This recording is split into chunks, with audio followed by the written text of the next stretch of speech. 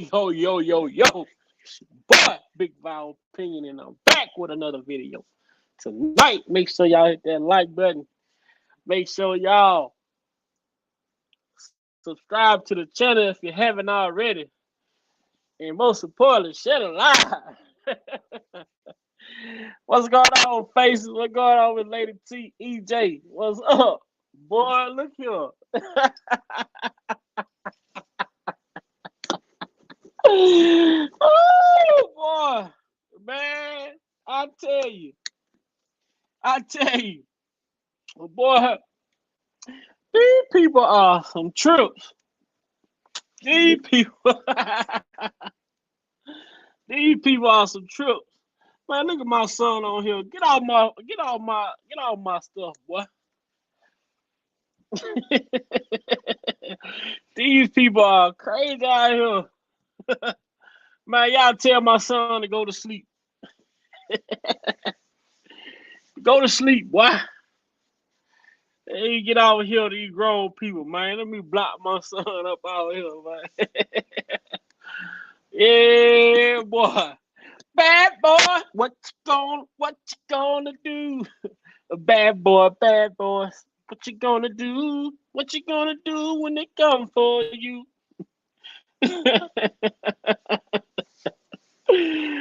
Oh man, I can't help but laugh. I can't help but laugh, man.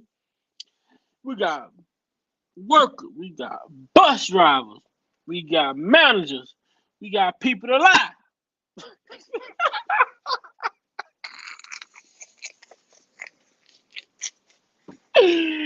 Oh Lord, we got bus drivers, we got managers, we got people to lie. Why y'all ain't got investors? Why y'all ain't got investors like Pimp Low and Alice Dunn Warren? You know what I'm saying? Just for me, Tim.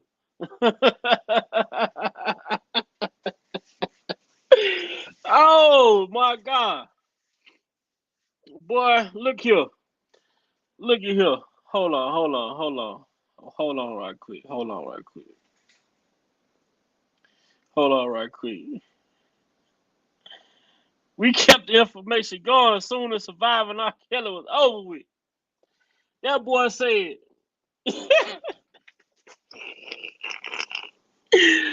hey, in the motion, right? The federal government said this dude information was so powerful, they didn't even want him to do no time. His information was so powerful, they said this man information was so strong, they didn't even want him to do no time. They needed him out so he could come back to YouTube. They wanted him to come back to YouTube. Now, I'm asking myself, so since we know, look at how they did the quote unquote R. Kelly super fan, ban him from YouTube, this, and the third. So at this point, I think it's gonna be, man, coming down the pipe, man, look, this ain't looking good. This ain't looking good. We heard, bloggers, oh, we got our Kelly jail records. Yeah, we about to, hey, boy, you come out and publicly say you got personal jail records of R. Kelly's email transaction, email conversations between him and all the personal emails that he had with people. But my whole problem with all of this, like, how is it that is? I mean, I wonder not a lot of this shit has to, a lot of this stuff have to make you wonder, like, is Kelly the first person that these prison guards did this to? How many other people had how many other people personal information has these guard access? How many other inmates confidentiality has been broken into by these has been entered into by these prison guards? Because I'm sure R. Kelly wasn't the first person information that they went through, but he was the chosen one that they got caught up with because he was the one that got them caught. What's up, Sippin? See, you know, people were so eager to jump out on this case. People were so eager to try to bash R. Kelly. People were so eager to try to tear R. Kelly down. People are so eager to be the one. You know what I'm saying? They wanted to be the one. You know what I'm saying? You had Team Truth, came out. Then you had Tasha K. And then you had other bloggers who came out speaking against R. Kelly, but they wasn't getting no traction because of Team Truth was so big and Tasha K platform was so big. So you had you had some of these bloggers that came out talking negatively about R. Kelly, but they wasn't gaining any traction because of Team Truth and Tasha K had that sector on lock over there. You know what I'm saying? So some of those people you heard in the beginning that came out speaking negative about Robert Sylvester Kelly, they had to change their direction because they wasn't getting no motion over there on their side because the simple fact Team Truth and Tasha K had all the motion going in their direction because of their platforms were bigger. So you seen people change sides. You know what I'm saying? They went from saying R. Kelly was this, that, and the third to, saying that, well, maybe he got railroaded. But the only reason why you saw the shift in their approach was because they wasn't getting any traction over there when they speak about Kells in a negative direction. But that's neither here nor there. Okay, when you go to a person like, the federal, the guy that worked for them, you know what I'm saying? You gotta ask yourself, like I've been saying it all day since I've been going over this little information, reading this information. I keep on telling y'all, nobody that claimed to have helped these women cared about these women themselves. Nobody. You name me. I feel as though the I feel as though people on the R. Kelly side that support Kells had more sympathy, had more empathy. I'm not gonna say sympathy. I think people on the R. Kelly side had more empathy for these accusers than the people who proclaim to be for them. Because if you think about it, how many of these people who claim to be for these accusers, they all did it with something to gain from it. They all gained something from representing for these accusers. You know what I'm saying? Ain't none of these people who coming out here speaking for these people, bringing them on their platforms, whatever the situation may be, they all gained something from it. Whether it was monetary, whether it was through book deals, whether it was through leniency at their sentencing, some type of benefit came from them supporting these young women of color, as they quote unquote. None of the help that now that we looking at it like this, how many of these people were sincerely helping these young women of color who were accusing or who were coming out allegedly saying that they were being took advantage of? Ask yourself that. We think about everywhere where these females went to, they were every platform that these females went to, their likeness and image in their story was used to propel that network or propel that social media platform or, boost. Like, come on, man. Look at Jim Derogatis. This dude is writing books based off of the stories of accusers, where the accusers are not even getting paid from these books that this man is study publishing. But he's able to take their story and now he's writing their story and selling it. And they're not gaining nothing from it. You know what I'm saying? Surviving, the situation they put on Lifetime. Lifetime and A&E will forever live and eat off of that docu-series. And they use those ladies' stories to benefit from that docu-series. This is what this is what people don't want to address. They were able to use these women in their stories for monetary gain, or whether it was book deal, whatever, freedom, whatever it may be. Who really cared about these women? Who can we really look at and say, oh, they really cared about these young females? They were really trying to help these young females. What's up, Low Underwood? We can't think of nobody that has spoken about these young ladies who sincerely cared about them. We can't. Everybody that we seeing now who came out using these young ladies on their platform or using their platform to support these young ladies, they were doing it with some type of motive behind it. With some type of motive behind it. And I say that to say this. If these people really supported these young ladies, the same energy they have for Robert Kelly, they should have the same energy for Pimp Low. They should have the same energy for Alice Don Juan. They should have the same energy. We can't speak to S. Curl Savage because guess what? His daughter was an adult just as well as Pimp Low and Alice Don Juan's daughter was an adult. If you go to the transcripts indicate that there were no minors in this case. So what did that tell you? But people don't want to read the transcripts. People can come out and say, the media, they can come out and repeat everything that they hear on the media. But you say read the transcript, they're not going to do that. They're not going to do that. And one thing I can't even understand is that they try to bash people who speak on R. Kelly's behalf. But the thing about this is we stand for injustice and we stand for fair justice. And if R. Kelly has done something wrong, indeed he needs to be charged and tried for what he has done wrong. Not based off how y'all feel. Not based off how y'all feel.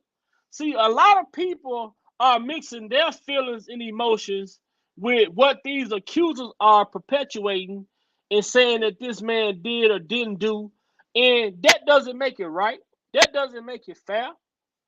But they overlooking the fact that, hey, there's no statute of limitation. So if you were traumatized or you went through anything in your past or upbringing or anything, you have the same freedom, you have the same right and opportunity to do the same thing that these alleged accusers did. You can go and you can get justice for whomever it was that violated you. You can't make Robert your abuser. All because your story resonates with something that you've heard from these alleged accusers. Not taking away anything that may have happened, that may have not happened. But what I am going to say is this. What's up, Darlene? But what I am going to say is this.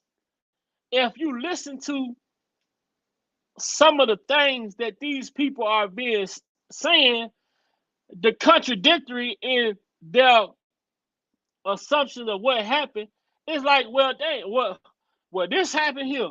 This happened here. None of this stuff is accurate. Look, if you go through traumatizing situations in your life, some things you may forget. But some shit that you may go through in life, there's no way that you could possibly forget. Certain things you may go through in life, there's no way that you could possibly forget. For these women to say that they were abused and locked inside of a car that only have child safety doors on the back door, which means you can crawl over the front seat and get out the front door, or you locked in a room which have windows and then the door locked from the inside of the room, which you can unlock the door yourself and leave out.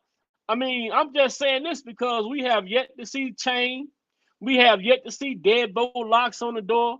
We have yet to see vehicles where the doors are not operating, functioning properly. We have yet to see any of that type of evidence to say that someone was trapped inside of somewhere where they were proclaiming to be trapped in. Now, then again, The latest motion drop. Boom. We got managers. We got bus drivers. We got people to lie. Now that's a very catchy assumption to make. You had ads at your house. Now, like one of the brothers said, everybody. What up, Dana? Everybody been questioning about the flip. Everybody been having questions about the flip. Everybody want to know, when did the flip happen? Well, if you really want to be honest and know when did the flip happen, you heard it today on Dana J. You heard it on Dana J today. When the flip happened.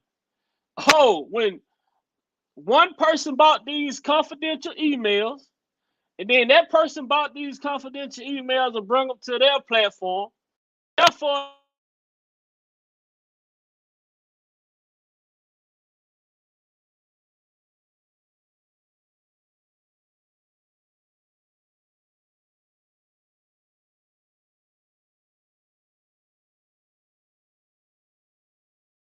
y'all hear me? Put a one in the chat.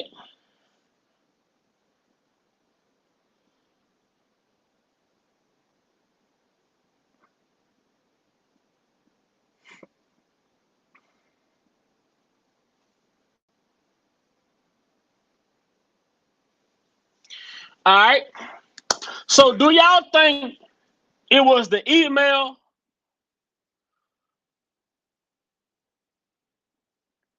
Man, get the hell out of here, boy. Dana, don't get me started, boy. Dana, don't get me started on here. Don't get me started on here, Dana.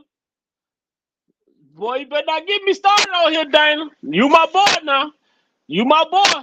Don't get me started, because you know once I get going, boy. Don't get me started now. But do you all think it was the email?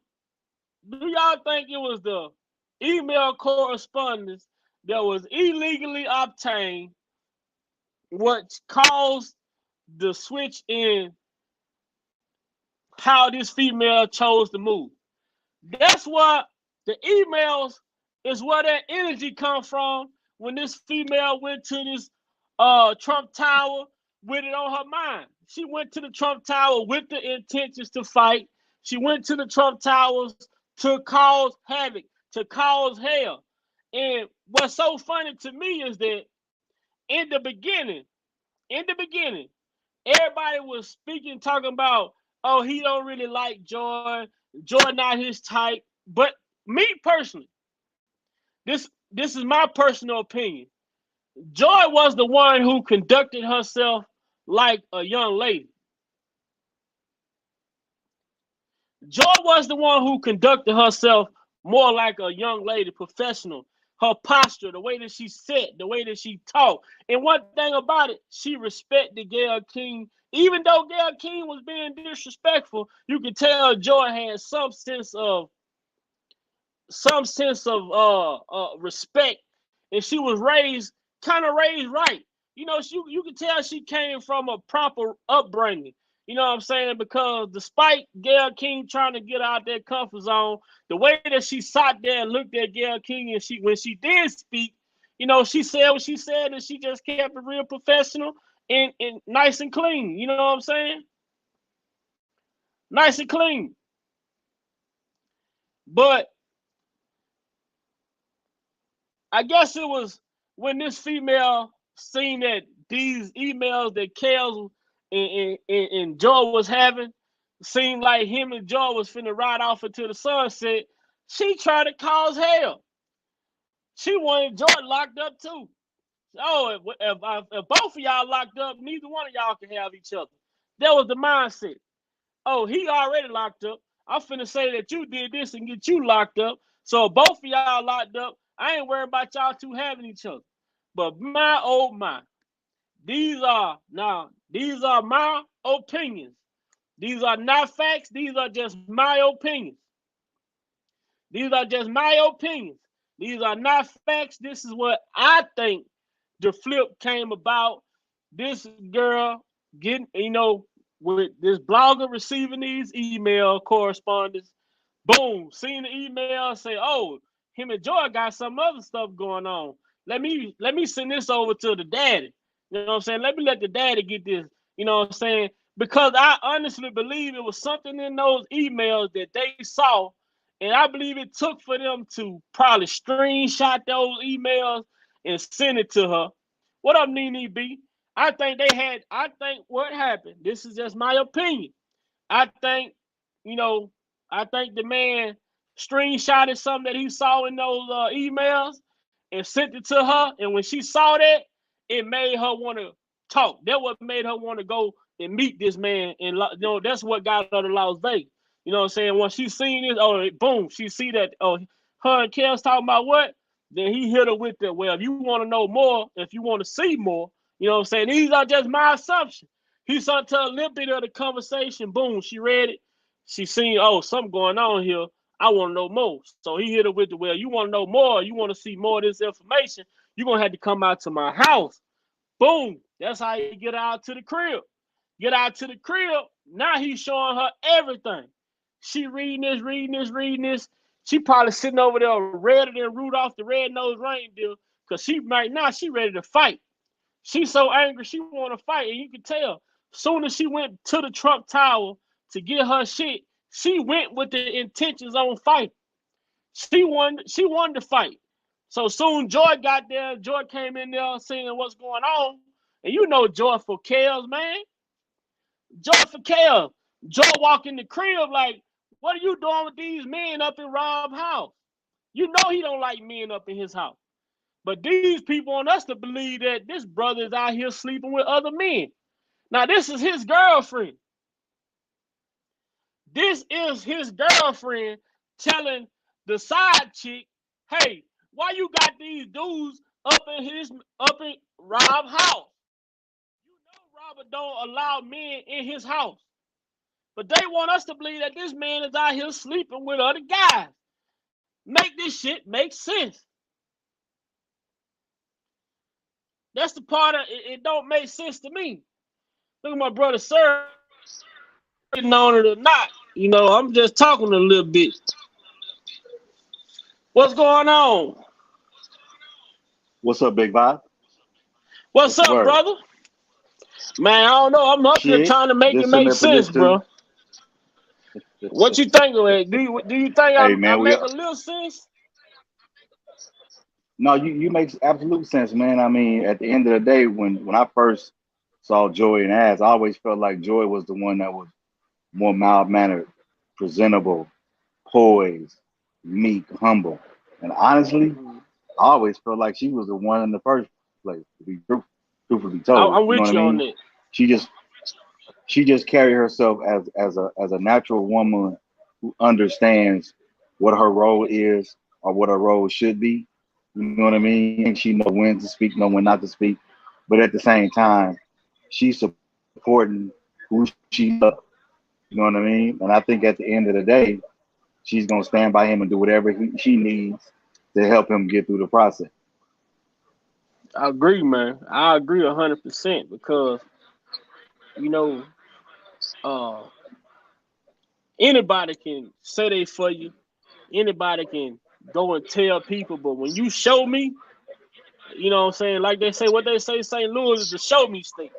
You know, when you show me, I don't care what you tell me, but what you show me is what really means something to me. Because anybody say I'm there for you, I got your back, I'm gonna hold you down. You know, when you get in a bind, then what them people at? They ain't picking up the phone for you. You know, nowhere to be found. But a lot of people, because of the way the ass was so much of a pit bull, and people didn't care for Gail that much, they was okay with her attacking and talking to Gail the way because they felt like Gail needed that. But at the same time, you supposed to be a woman. What the lady say? Such a lady. You supposed to be a young woman. So it's a way that you do this because at the end of the day, yes, she was being disrespectful, but she's still your elder. Right. Correct. Because at the end of the day, it's not What you say is how you say it. How you say it. Exactly. So I believe Exactly. I believe that whatever was obtained in those emails, like I said, I believe they showed because she wasn't talking to her father. She wasn't talking to this brother, Mr. McGee. So I believe they took a snippet of those emails and sent it over to her. When she read a little bit of it, they enticed her to want to know more of what was going on in those email correspondence. Now she got to go to his I house to agree see with the you. rest. I agree with you. You know what I'm saying? That's how he get her to the Right. crib. Right. Right. I mean, that's But if just you my think about it, opinion. he really told. Now, if you really think about it, he really told what actually happened, how it went down. You know what I mean? Uh-huh. And if you really look at the bigger picture, even though she wasn't technically talking to her parents, even though she technically was, you can tell there was, if you read between the tea leaves, she was gathering information anyway. Because if you look Mm-hmm. back from the beginning, I think when the indictment had first started, she was already included in the indictment, but we never knew that Mm-hmm. until it actually came out later on. So she was already in there, With you and know, Greenberg irregardless. You know said what it. I'm saying? People don't want to. People just had to go back. Greenberg said that they know that this girl was working with the federal government. He said that about AZ. Mm-hmm. But he was just being patient Right. because he knew that. I kind of felt like he knew that she would leave, and Kels was telling her on that. I guess it was. I don't know if it was Kels or not, allegedly, but he was telling her to go home. You know what I'm saying? Go on, go on, do what you gonna do with your life, Yeah. whatever. And she talking about it's over for you. You might not make it. Right. You might not make it a trial. But see, and she knew that it was over for her Right. as far as their lifestyle that she was living with him, because he probably found out like, you know, you are part of the reason why they came at me anyway. You know, like the New Right. York was about. With you take Faith Rogers out of the New York trial, that trial don't even happen in New York. They don't have no jurisdiction in New Mm, York. It's because of well, I Faith that mean, says she traveled oh to yeah, New yeah, yeah. York. You're right. You're right. You're You right. take You're you absolutely take right. Faith out of that You're New right. York trial. That trial don't happen in New York. She was the one That's who true. claimed to You're have right. traveled to New York. Exactly. Exactly. You're right. I didn't even think about that. You're exactly right. You're exactly right. You're exactly right It's because it's they really wouldn't have had nothing. Nope. It would have had to come. It would have had to go down in Chicago. Correct. But Exactly. it's so Exactly. crazy though that this man will come out here and and say we got managers. But we heard this. I'm quite sure what Dana played today that wasn't the first time I heard him say this. We got managers, we Right. got bus drivers, we got people to lie, all this, that, and the third. We have heard this months ago from Correct. this guy. Correct. But Correct. nobody, I don't know how people felt about it. Just like with the jail records being sold. We heard about that indictment months ago. I don't know if it was just the simple fact that the attorneys that he had at the time really wasn't making an issue about that, because when he brought Kaepernick in, it was really just a last minute, I need representation. Right. You know what I'm Right. saying? So a lot of this stuff, man, it's sad to see the type of how they like how many people, and what I was stating earlier, I was saying, how is it that everybody who claimed to help these women and be for these women, why all of them did it with the intentions to gain something from it? None of these people who claim they helped these women really cared about these women. They were only in it for something to gain for themselves. Like this brother Larry.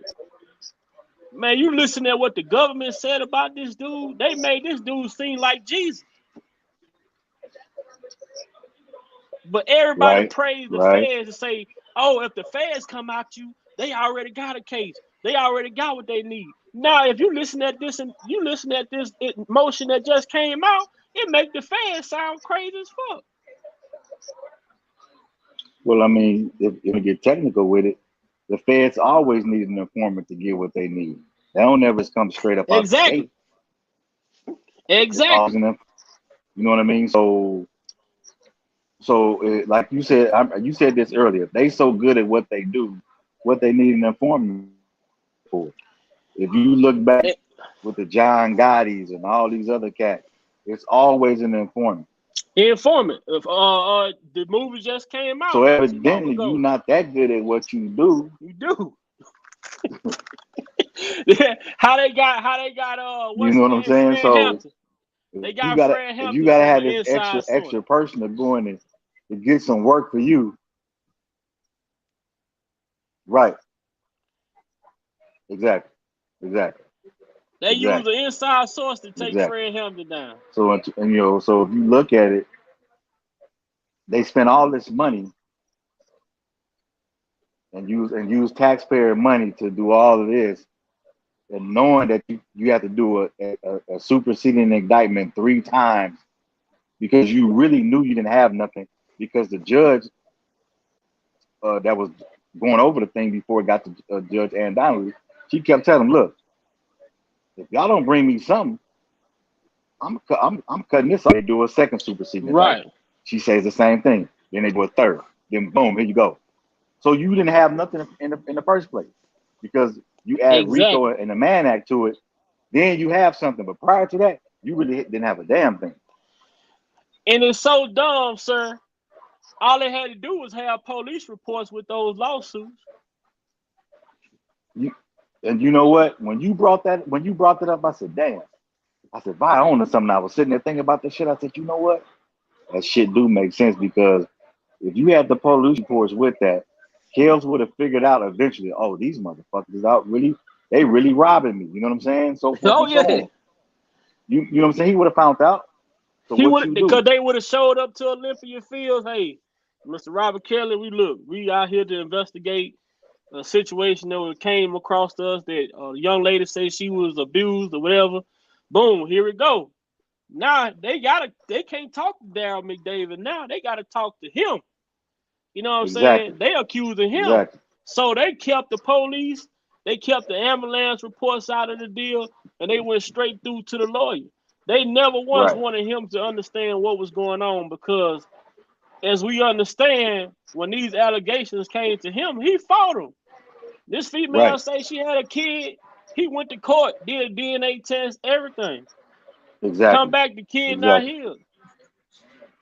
Because So remember, go ahead, sir. Go ahead, big guy. now you go No, ahead go and ahead, bro. speak. I'm reading. I'm reading. I'm It, reading. it was funny that you brought to that, because he said he always wanted to talk, but he was advised not to say anything. You know what I'm saying? So that tells you he knew something was going on, but he just couldn't really put his finger on it at the moment, because everybody was telling him, "No, don't say nothing." Da da da da. But then you look at them going to the same lawyer over and over and over again. That didn't make sense to me either. So I felt like it was something wrong with that picture anyway. Right. It's so sad that, I mean, it ain't sad because this is the way it had to happen in order for Kels to get rid of a lot of this stuff that has went on in the past. You know what I'm saying? You can't have problems. You know what I'm saying? People, that's just like everyday life.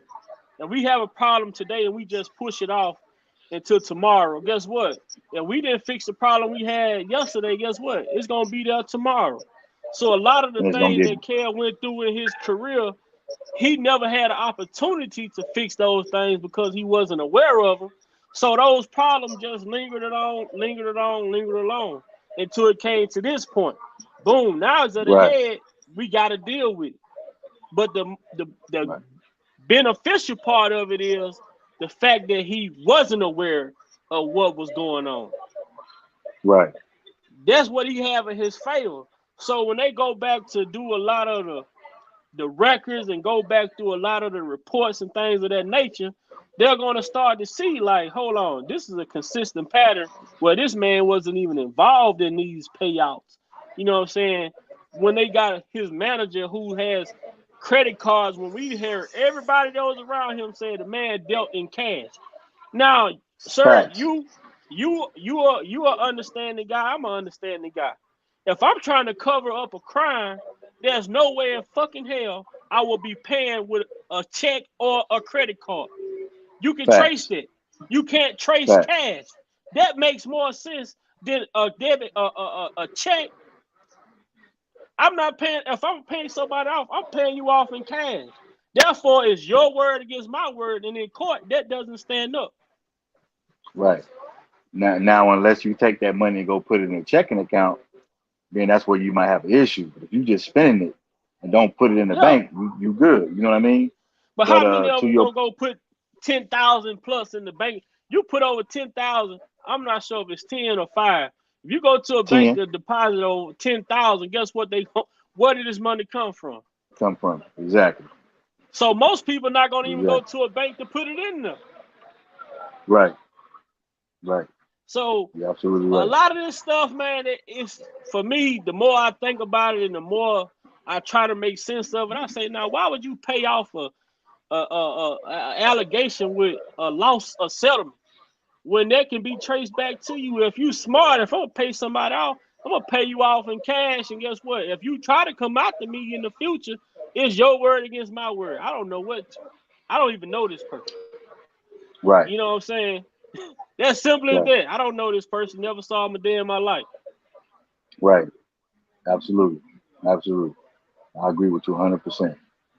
But this is Uh, what they're trying to get us to believe, that so much corruption within this man camp went on, is that he was just aware of all of this stuff.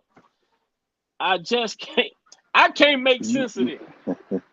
what I think what's amazing is the whole narrative part, right? So if you spend that narrative over and over and over and over again, you keep putting it out, it's gonna make it believable. But common Right. sense will tell you if he's writing music, if he's touring, he's in the studio, he's going to play basketball, he's going to the cigar lounge, he hang with his partners and so forth and so on. I don't understand where he get the time to do all this at the end of the day.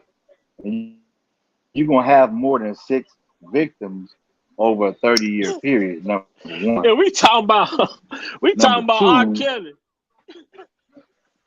I, I should look.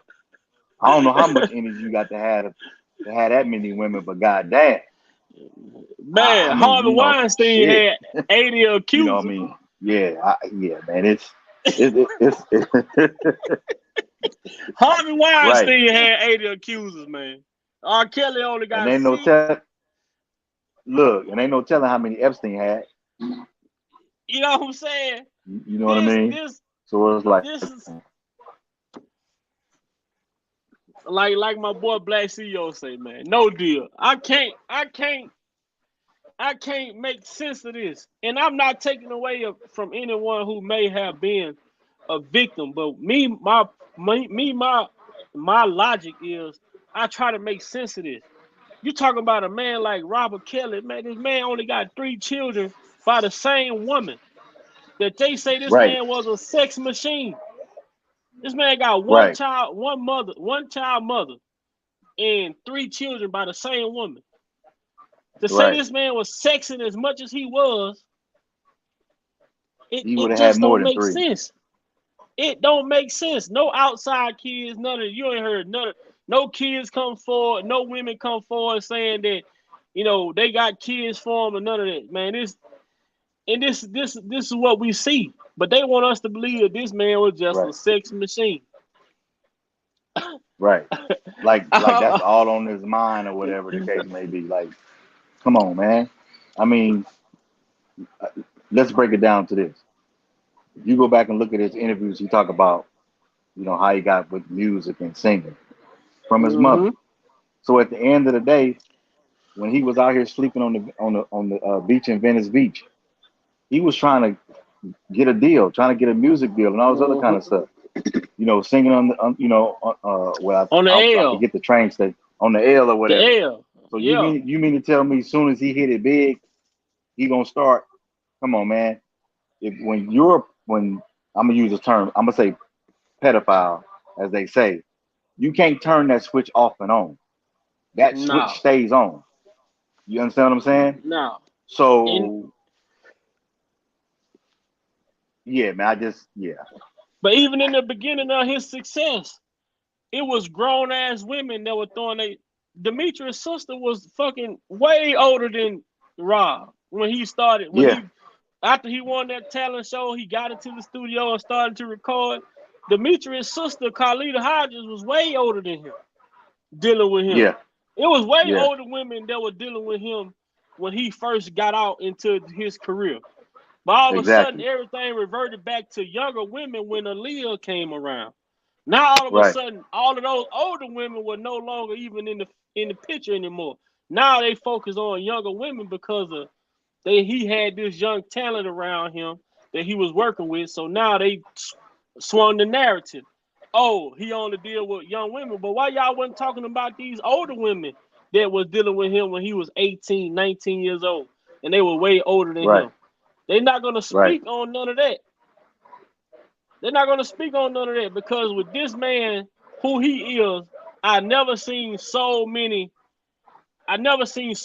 people in our community. When did the black community rely on the media so heavily to inform us of something that was going on in our community? I'll probably say in the last 15 years, maybe.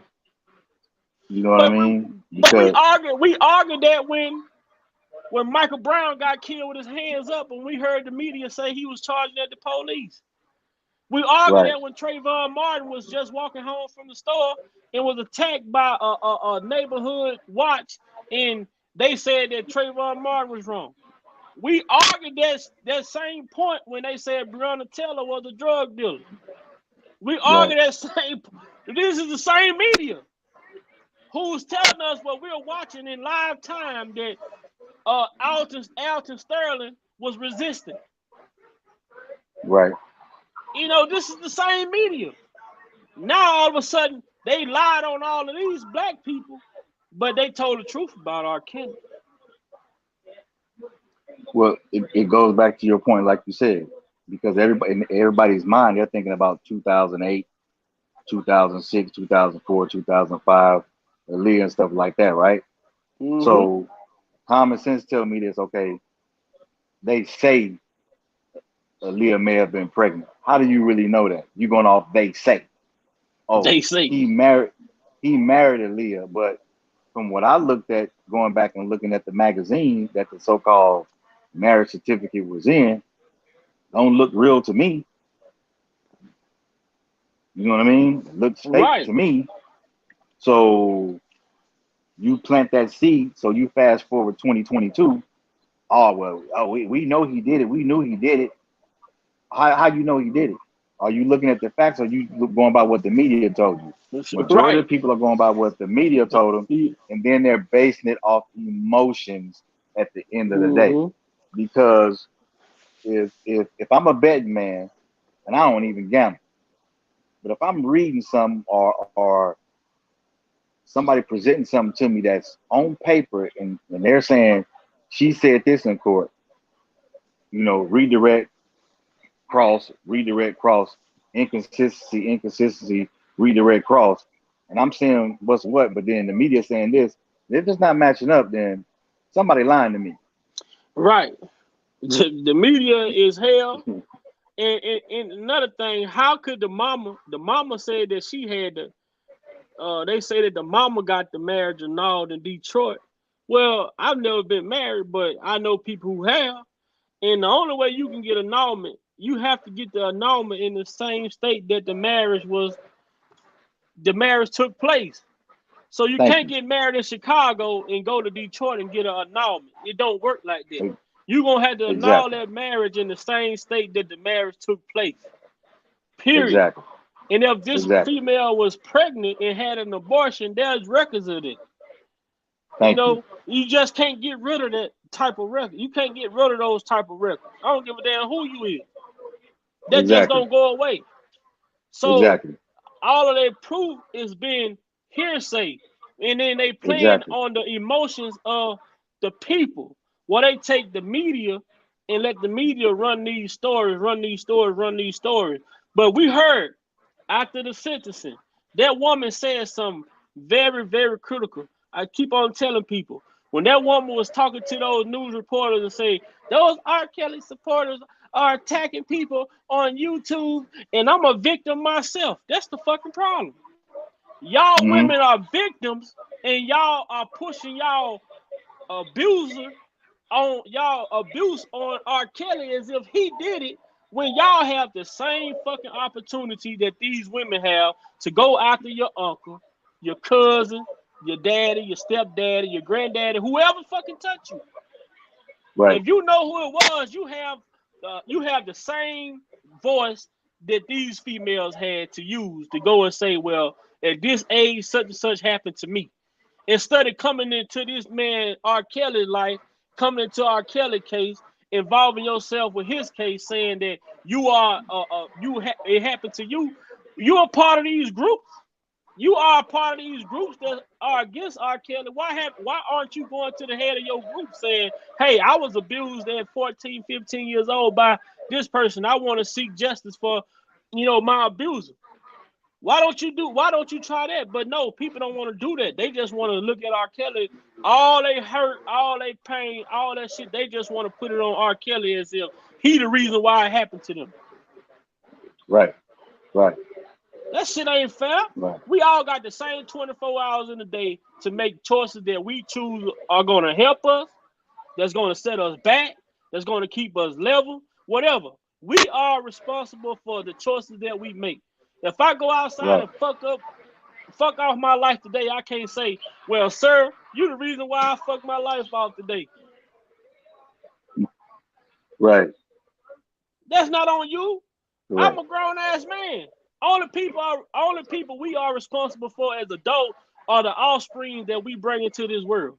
And we have to do the best we can to raise them in an upright position so when they become adults, they can make a good decision. But what we are seeing is a bunch of people who was self-raised and self-taught, and now they don't know anything different other than to blame somebody else for them not being where they want to be in life, for their failures, for their shortcomings. That's not R. Kelly's fault. Right. This man did the most with the less. He made the most out of the least of his opportunity. Exactly. Make that shit make sense. This man, dyslexia, can't read. How many people we see get took? The man got took even in the midst of being taken advantage of, he still was able to be successful and overcome that. This is the result of what they trying to take him down, because everything they did to try to stop him, everything the devil did to try to refrain him from having success, he overcame that shit. Every barrier that was set in front of him, he overcame it. You listen to him speak about every time the L would come through there, and he was trying to sing louder and louder, oversing the L because the L was his competition. It started with his sister when he talked about the shower. His sister would always come there and rush him out of the shower. His sister was his competition. He met Demetrius Smith. Demetrius Smith was his competition. Then it went from Demetrius to Barry. Barry was his competition. So every stumbling block that came in front of this man, somehow he overcame those stumbling blocks, and then boom. Now it's taking a fucking army to try to silence this man.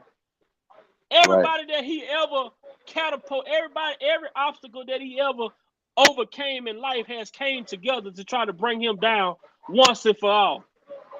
And like he said in the interview with Travis Smiley, he said, my voice is my greatest weapon.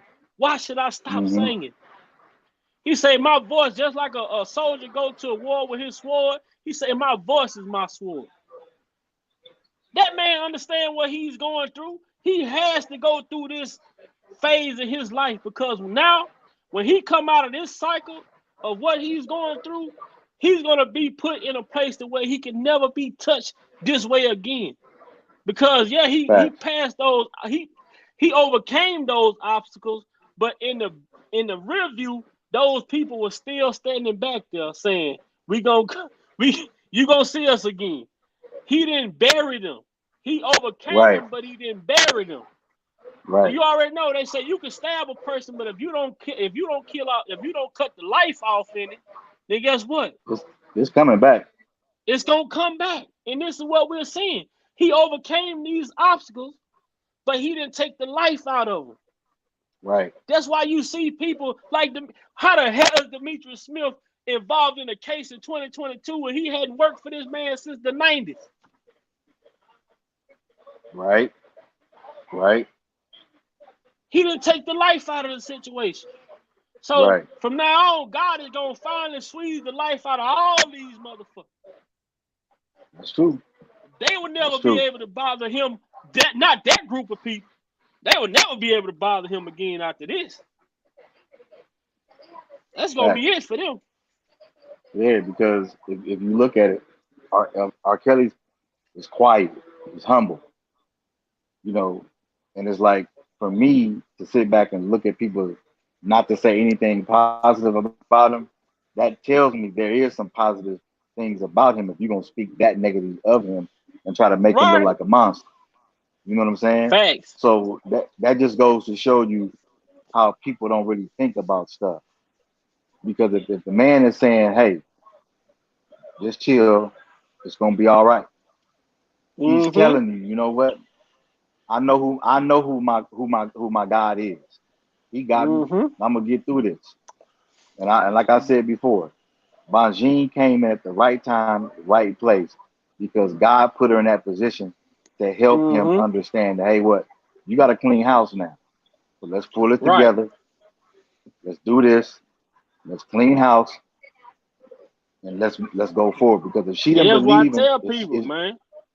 if she didn't believe in the case and how the government played it unfairly, she wouldn't have took the case. She saw No, something she in it said that. that wasn't right. You know what She I'm said I saying? need 3 elements. She said I need to see 3 elements in a case in order for me to take it and know it's a for sure win. And shout Exactly. out to Bill. Shout out to Bill Cosby. Even a blind man could see the injustice in this case. Mm-hmm. When Bill got out, Bill told her, I need you to go get my son. Pretty much. Bill say, hey, Pretty I need much. you to go see about my son. Shout out to Bill for being bold enough to step up and say R. Kelly was railroaded. Mm-hmm. And not I'm only gonna that, send you some help over there. give credit to Andrew White because Andrew White, yeah. because he was, and it was funny because when everything started, I think it was maybe 2019, 2020. I kept having this feeling that he was doing something behind the scenes. I just had a Mm-hmm. feeling. Then when he came out with the interview and he was kind of breaking shit down, I was going, damn, makes sense now. Hey, guess who was stealing all of his shit and coming on platforms saying it was him doing it? Fucking what's his name? What's the brother Don name? Russell. Don Russell. Don Russell going on platform talking about he bringing Mesero. Now we know who had Mesero come speak to R. Kelly. Exactly. But this is shit he was taking credit for because Andrew was in the background. Andrew said something that was real critical in that interview. He said, man, it seemed like the people around R. Kelly didn't even want him to really have no defense. You know what, Big Guy? When he said that shit, I paused. And I was like, that's fucked up. He said it seemed like saying? the people closest to R. Kelly seemed as if they didn't care for him to have no defense. That's powerful. Yeah, and not only that, I don't know if you kept hearing people say that, oh, R. Kelly wasn't paying people. He wasn't controlling the goddamn money. No. McDavid wasn't paying you, motherfucker. No, that's who wasn't paying him. See, R. Kelly was getting a allowance, and then he giving his women, his girl, he making sure his girl's straight. But y'all on the payroll, y'all supposed to go to the payroll. if my boss man can't do shit for me if my check's short, I gotta go Right. to HR. Right. You know what I'm So, saying? so McDavid was goddamn HR. Why y'all didn't go to him? You know what I'm saying? It's like shit. They didn't want to go to McDavid. They didn't want to go talk to him. But they say McDavid was like Suge Knight. Did nobody want to talk to him? It's a goddamn shame. Goddamn. But they want to blame R. Kelly for shit that didn't happen. R. Kelly, he might say, well, I want to bring him on the team, but y'all got to go through Daryl to make sure y'all get on the payroll. But why is it that the only people who were getting paid was the crooked motherfuckers? The people that was on the same thing that he was on. Right. How is it that Demetrius Smith kept a credit card, and then they say Kells, because they say, nah, this allegedly, if I heard this correctly, that Demetrius Smith brother-in-law, Craig Hodges, gave Kells like $35,000, to start off his career, give him studio time, all the stuff he needed to do. But they say when Kells fired Demetrius, he gave Demetrius the money back that he was fronting and told him get the hell on, to pay Craig back his money or whatever the situation was. But Demetrius still had the man credit card. And went to the gas station one day, swiped it, the card worked, and he just went to using the shit out of it. But now it's coming out to say what Jennifer discovered. She said McDavid had credit cards in R. Kelly's name. Damn. We heard the white girls, the twins, say that R. Kelly got stipends. He got paid in cash. He didn't get checks. Right. Because I think there was a time when they said that he ran out of gas. Didn't have no money or no credit card. And he had to, I think McDavid or somebody had to come to him where he was to give him cash for gas. So when I heard it, they wrote a check for him, and Lindsay said she had to go, whichever one that was there at the time, had to go get him some gas on the side of the road. Yeah. So, and I was sitting there going, well, damn, I said, wait a minute. If this brother get everything in cash, like what? Like I'm like, okay, all right, cool. Then he get an allowance. Like, damn, man. Well, where the rest of his money going? Well, it's going to old boy. And then when I looked at, I think Prima Donna had it up where she was showing all these businesses in his name. Yeah, I'm sitting there going, well, goddamn, McDavid name. Yeah, I'm just like, how the fuck R. Kelly gonna run all this shit? And he writing music and doing all this other bullshit. I'm like, man, something ain't right, Jennifer said he was asking Kells for the money, and he was saying that him and Kells was going in on the business. But when he got the money and went did the business deal, R. Kelly's name was nowhere on the business. Oh shit. See, R. Kelly's name ain't on the businesses. If you look at what they said, they want all the assets, R. Kelly assets, and McDavid, anything that McDavid purchased while managing R. Kelly, they want all of that. Because McDavid, he was playing a dirty game. He was telling Kells, hey man, we can go buy this building, this, that, and the third. And then Kells would say, all right, if Kells was even telling him, all right, he would get the money, go buy the building, and R. Kelly name nowhere on the contract. Nowhere on the contract.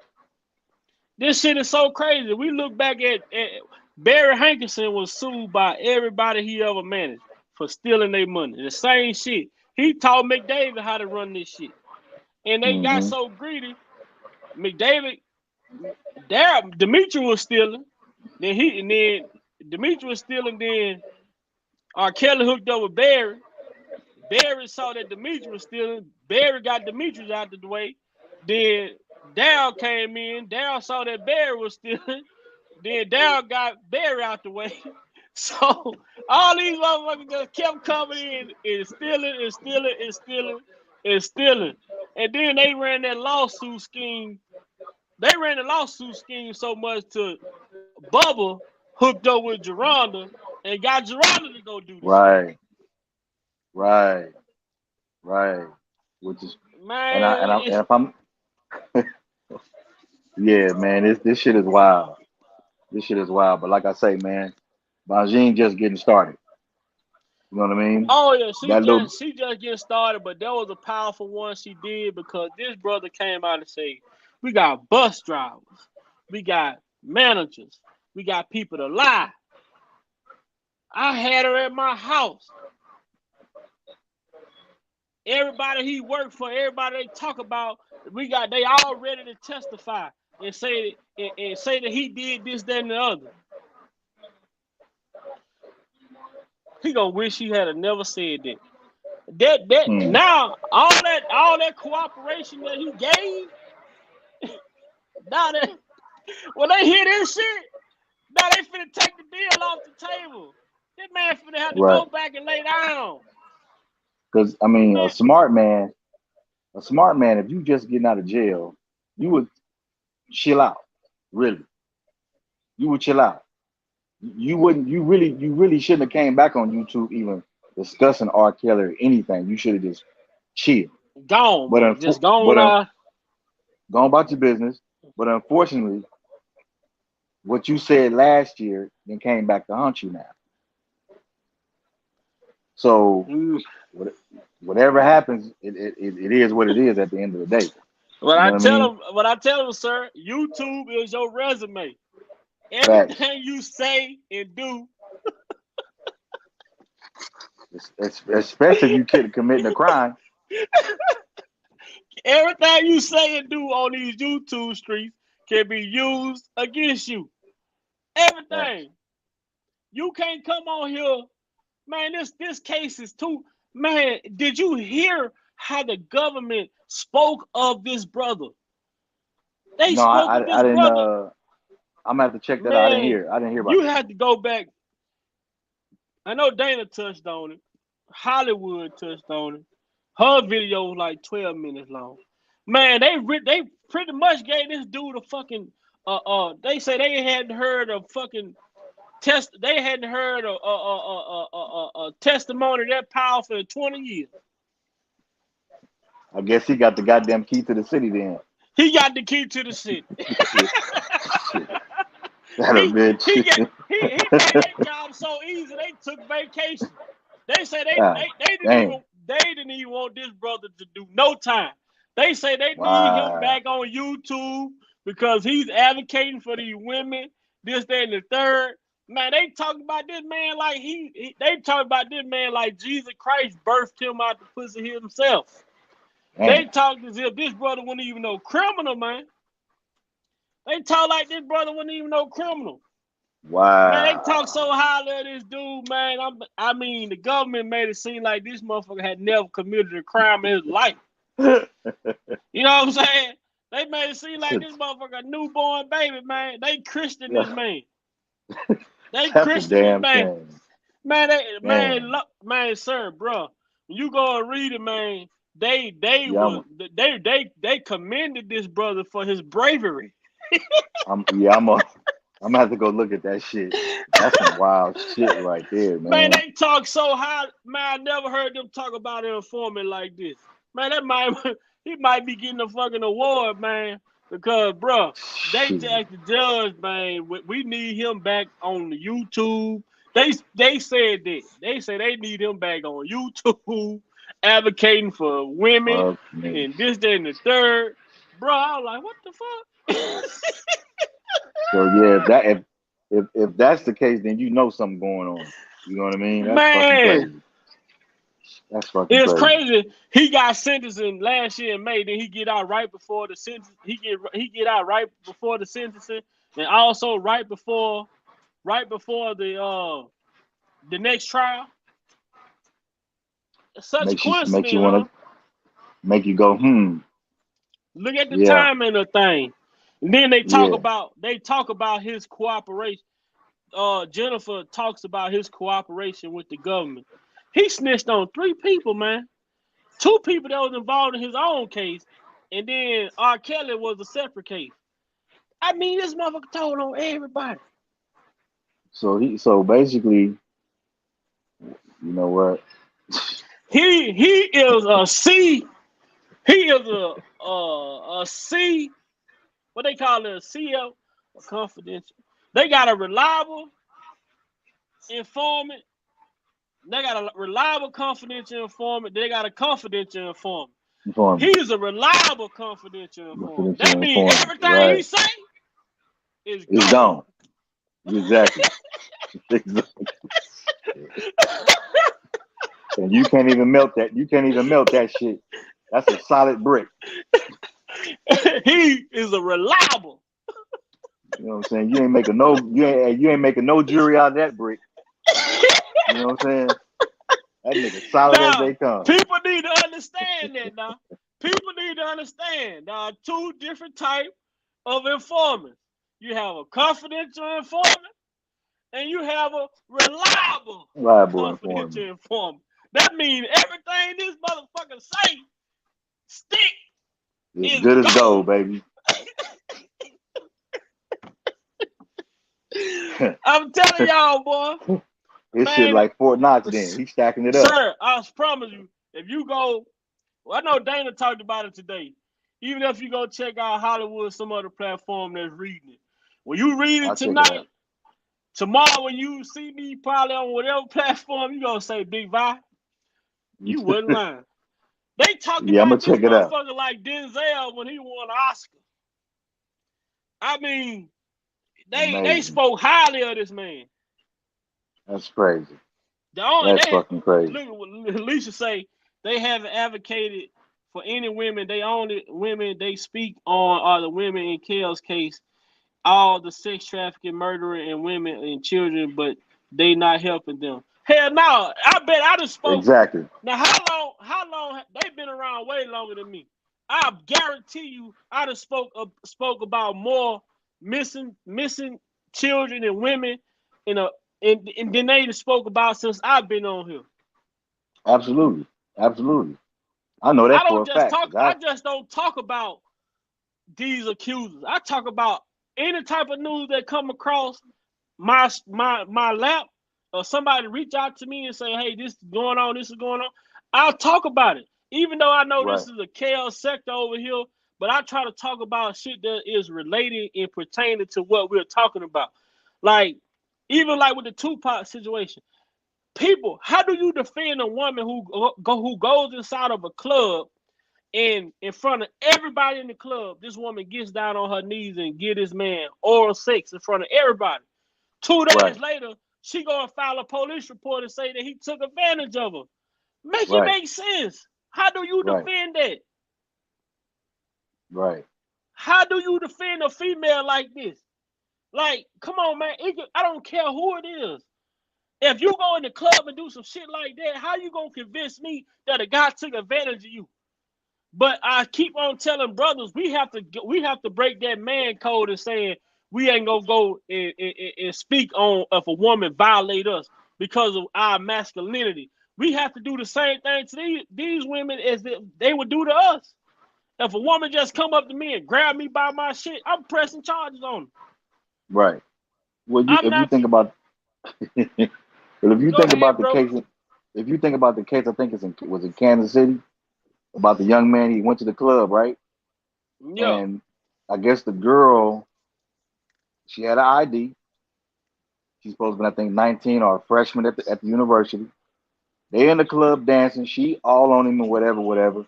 They leave the club now, and they show you where they walking down the street because where he stayed was only like maybe couple of blocks, right? So they get to the house. His homeboy texts him saying, "Where you at?" He's like, "I'm at the house, whatever, blah, blah, blah." He's like, "Come on back to the club." So the girl got mad because he told her, we're gonna go back to the club. Yeah. They just kissed on each other, right? They get back to the club. They still dancing, whatever. You can see it on video. Next day, she said she was raped. I forget the name of the dude, but that dude got 17 years. Wow. And the only thing they found, I guess he had kissed her on the chest. That little DNA or whatever it was, and that was it. That's crazy. And I said, wait a minute, man. I said, what the hell? Come to find out the girl was 17. But she hanging out at the club. In the club. But see, remember I made that analogy a couple weeks ago. I say these females, come inside a club with a fake ID. Or you go into a club, more than likely, you want to go into a club that's 21. You got to be 21 to drink. And you Right. can smoke at 8. Some states now have pushed the law to be 21 to smoke, buy cigarettes. Right. In some Right. states, you got to be 21 to buy cigarettes now. But Right. if you're going into a club with a fake ID, more than likely you want your ID to say that you're 21 years of age because you going because you want to buy drinks. So you get Right. inside this club with a fake ID. All of that, you go through all of that hassle just to get to the bar and tell the bartender, I'm only 18, I'm only 17. So you gonna lie to security, bouncer, everybody to get in the club and go tell the bartender I'm 17 years old just to get kicked the fuck out the club. Hell no, Right. you going in that club, you finna go in there. The bartender gonna serve you drinks just because shit, he know it's 21 plus to get in.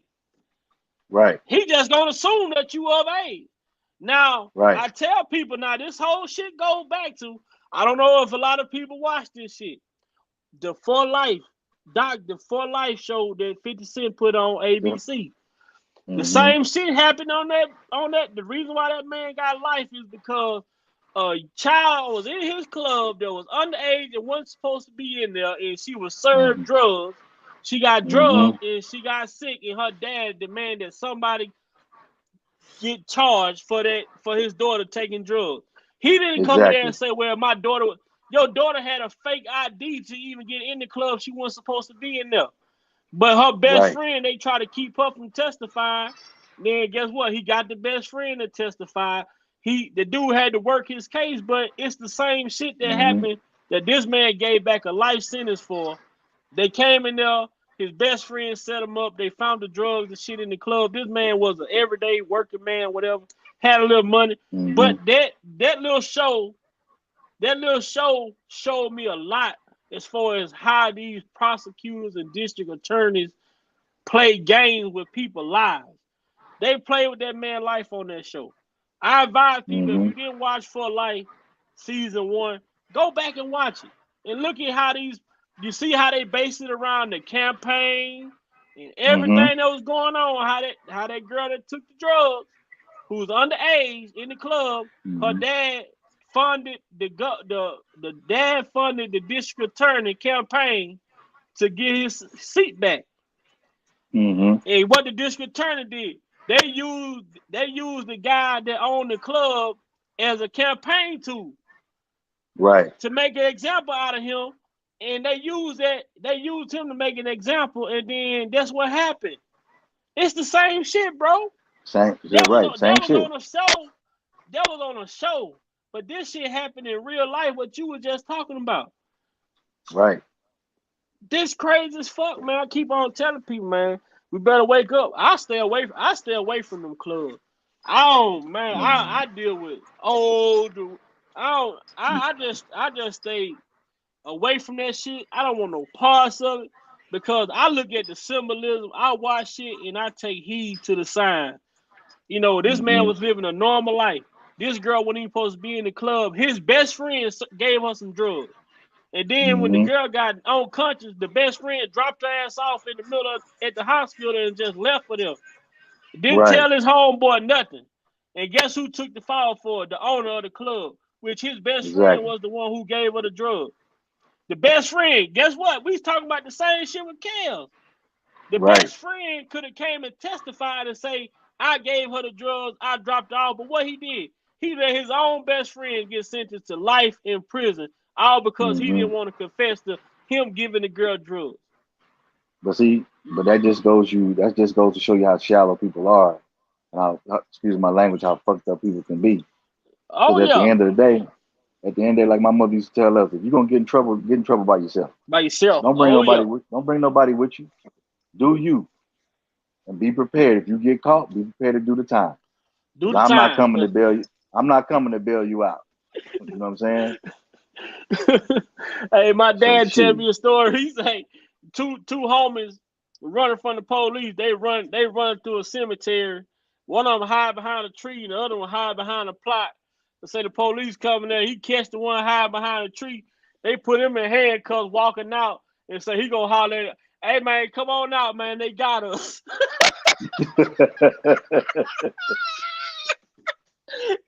Nah, he got caught. And they walking out to go put him in the police car. He gonna yell over there to the homeboy, come on out, man, they got us. Nigga, they got you. They got you. You know what I'm saying? That just goes to show you, man, snitching is a part of the game. You know what I mean? Shit, just do you. My dad say, you don't want no friends. Man, don't deal with nobody. You don't deal with nobody that you can't, that not gonna be able to hold their ear. He say, man, Exactly. the nigga got caught hiding behind the tree, so they walking him out to the car. He gonna holler at the homeboy, say, man, come on out, they got us. They got you, motherfucker, they ain't got us. But in real life, how shit happen like that? Shit happen like that in real life, man. Exactly, man. All the time. You know what I mean? Crazy. Man, crazy. I pray that light continue to shine down on this case, and I really hope and pray with all of the corruption going on in Chicago. Mm-hmm. Now all these emails coming out with these prosecutors quitting and why they quitting, and the crooked shit that Kim Fox been doing. Like, I just hope the whole Chicago case don't even make it to trial, bro. Don't be surprised if it don't.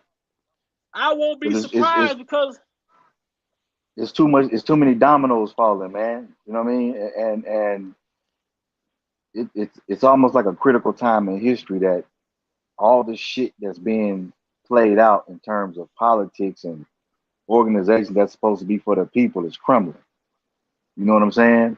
And at the end of the day, God got a way of showing who's who needs to be rid of. You know what I'm saying? So I think we're gonna see that around the board. You know what I mean? And at the end of the day, there's just too much shit going on. It's crazy that it's crazy that it's surrounded by.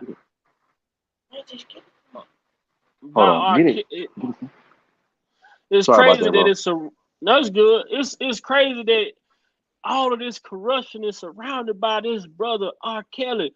But this is showing people. This should show people how powerful and how spiritual this brother R. Kelly is, because of look at how many stones are coming unturned in this one case. Look at how much shit is coming to the light. This case is bringing light on so many different facets of life, from the judicial system to the black community, to the women, to the men, to the music industry, to the money, to your friends. I mean, you can go in so many directions when you talk about this case and what it means to the world and what it is showing to the world, to where you have to look at this from a whole different realm. Like, this is just not no normal shit. This case is like a Da Vinci Code being cracked and everything just falling out. Like all types of shit. You looking like, damn, I didn't know this. I didn't know that. What, this was going on? That was going on. Damn, this, that, and the third. Like, so many people are being exposed, and so much corruption is being exposed throughout the whole,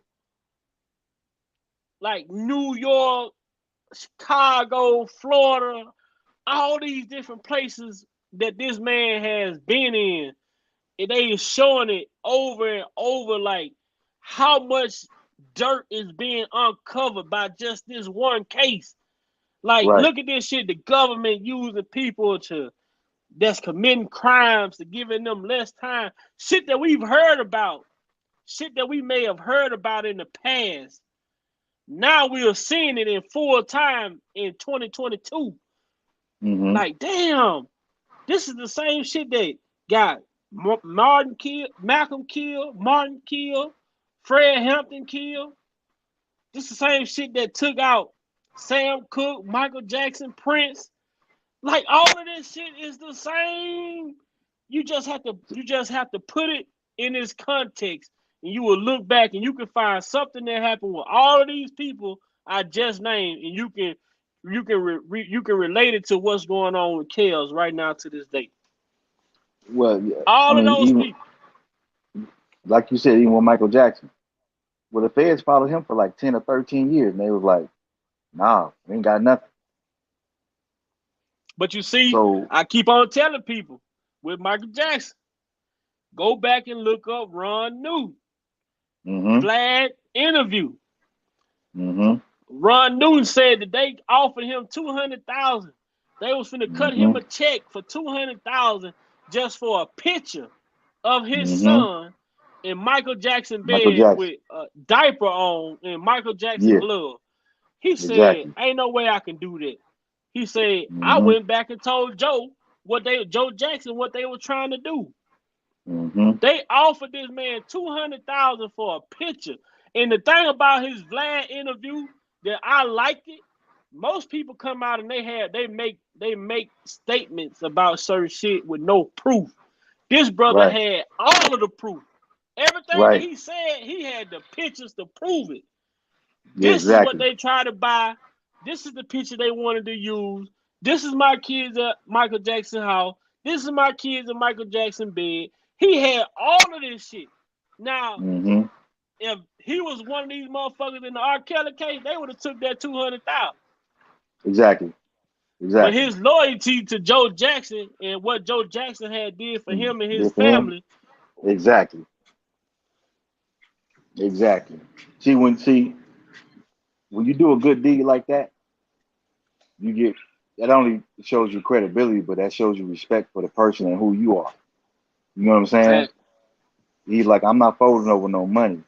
And like you were saying earlier, everybody had a motive in this. You know what I mean? It was either money or a book deal or whatever the case may be. Because the last time I checked, and I think about, and I'm talking about real victims. I'm not talking about people who going on he said, she said shit. Right. I think about them young women in Ohio. That was only, you know what I'm saying? They were locked down. Chained to radiators. Chained, all that type of shit, right? Girl had a baby, but what's funny is they came out maybe twice during that time. You ain't heard from them no more. You ain't heard from them no more. You ain't hear Gayle King trying to get an interview with him. They came out. They was on what's the woman name? Not Ellen. Good Morning America. America, yeah. They was on Good Morning America. They wasn't on no Oprah Gayle King show. They wasn't on there one of them shows. Them girls say they trying to get their life back. Them girls was held captive for 10 years. They didn't get a dime for being chained up. These motherfucking girl was forced to give birth to a child when these kids didn't even have a fucking education. Right. That's what you call chain, and that's what you call held hostage. Chain and basement. Exactly. If you look at the pictures, the man had 3-4 fucking padlocks on the door. It's crazy. And look at God in that situation. That man just got tired of what he was doing, and that's how that girl, he forgot to do one thing that he did every day. He skipped one step. That was it, that front door wasn't locked all the way or some shit like that? And that girl kicked that damn door, he didn't chain the girl up because she had the baby. That's the girl that had the baby. That girl kick. But look at God in that situation. That girl said it was many opportunities, but they felt like they didn't have nowhere to go because that's what Stockholm Syndrome.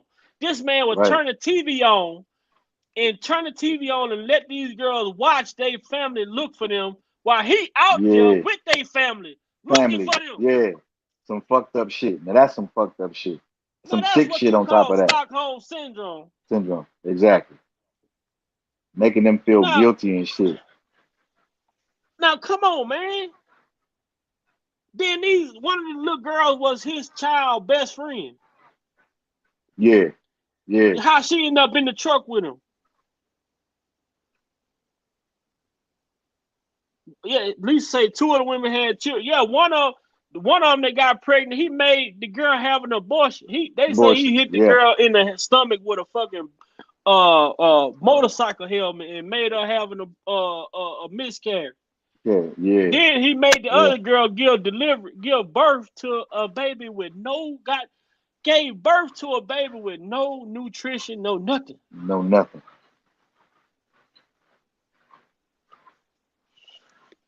But they wanted us to believe that Kale's case is what you call women who with Stockholm syndrome, women that were chained.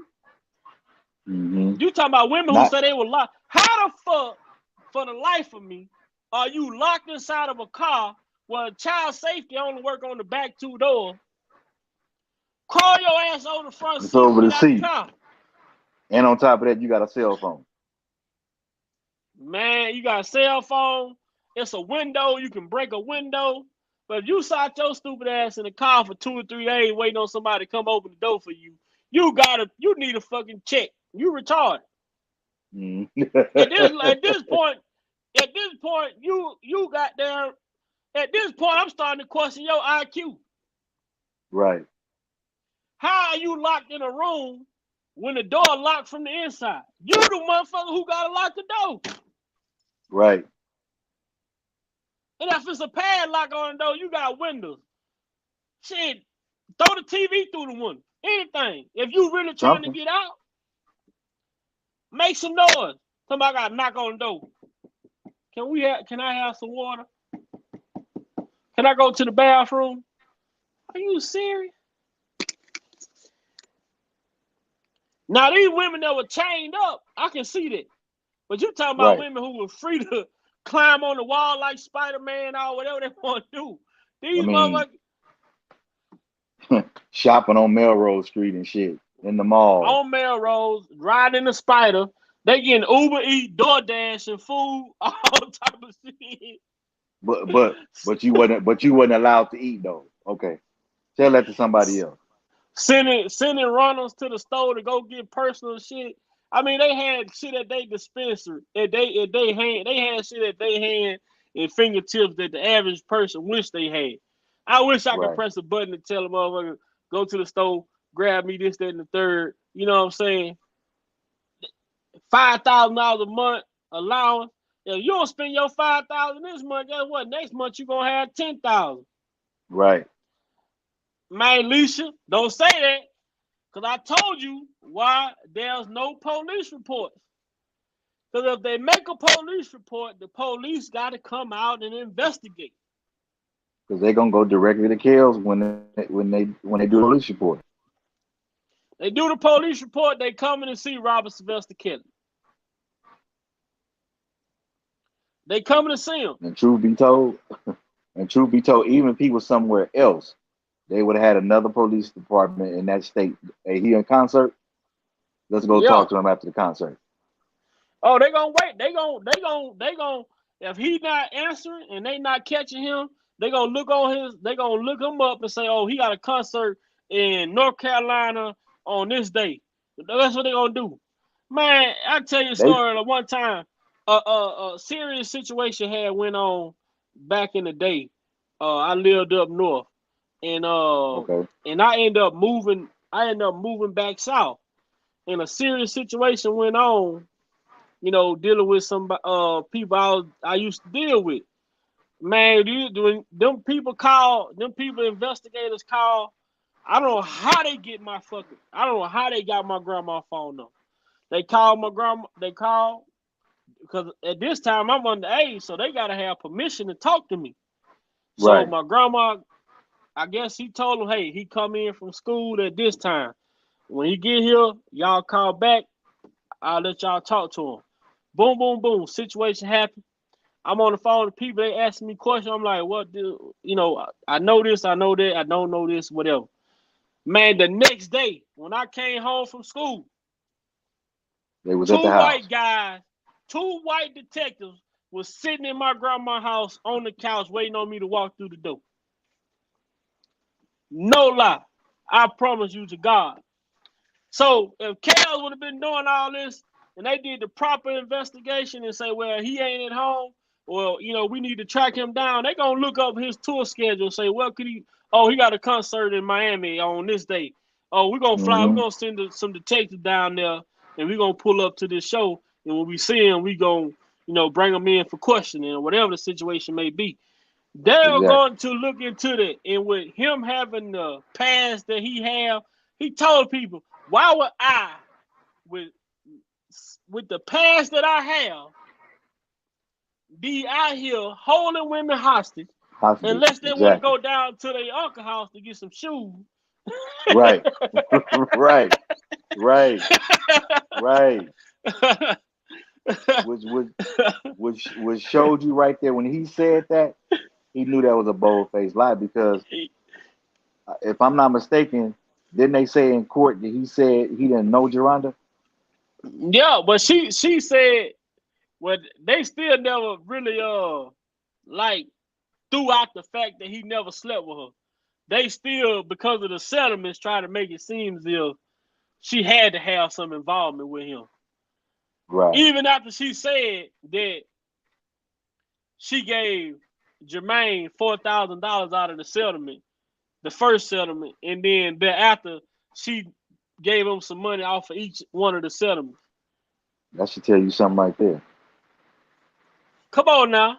He put up smoke. Then she said Smoking he gun. let her in the house after catching her trying to jump the gate. He let her in the house to go and take the pictures while Kels wasn't even there. She just had pictures. The same shit we were just saying what Ron News said. They just wanted the pictures of his son in Michael Jackson bed.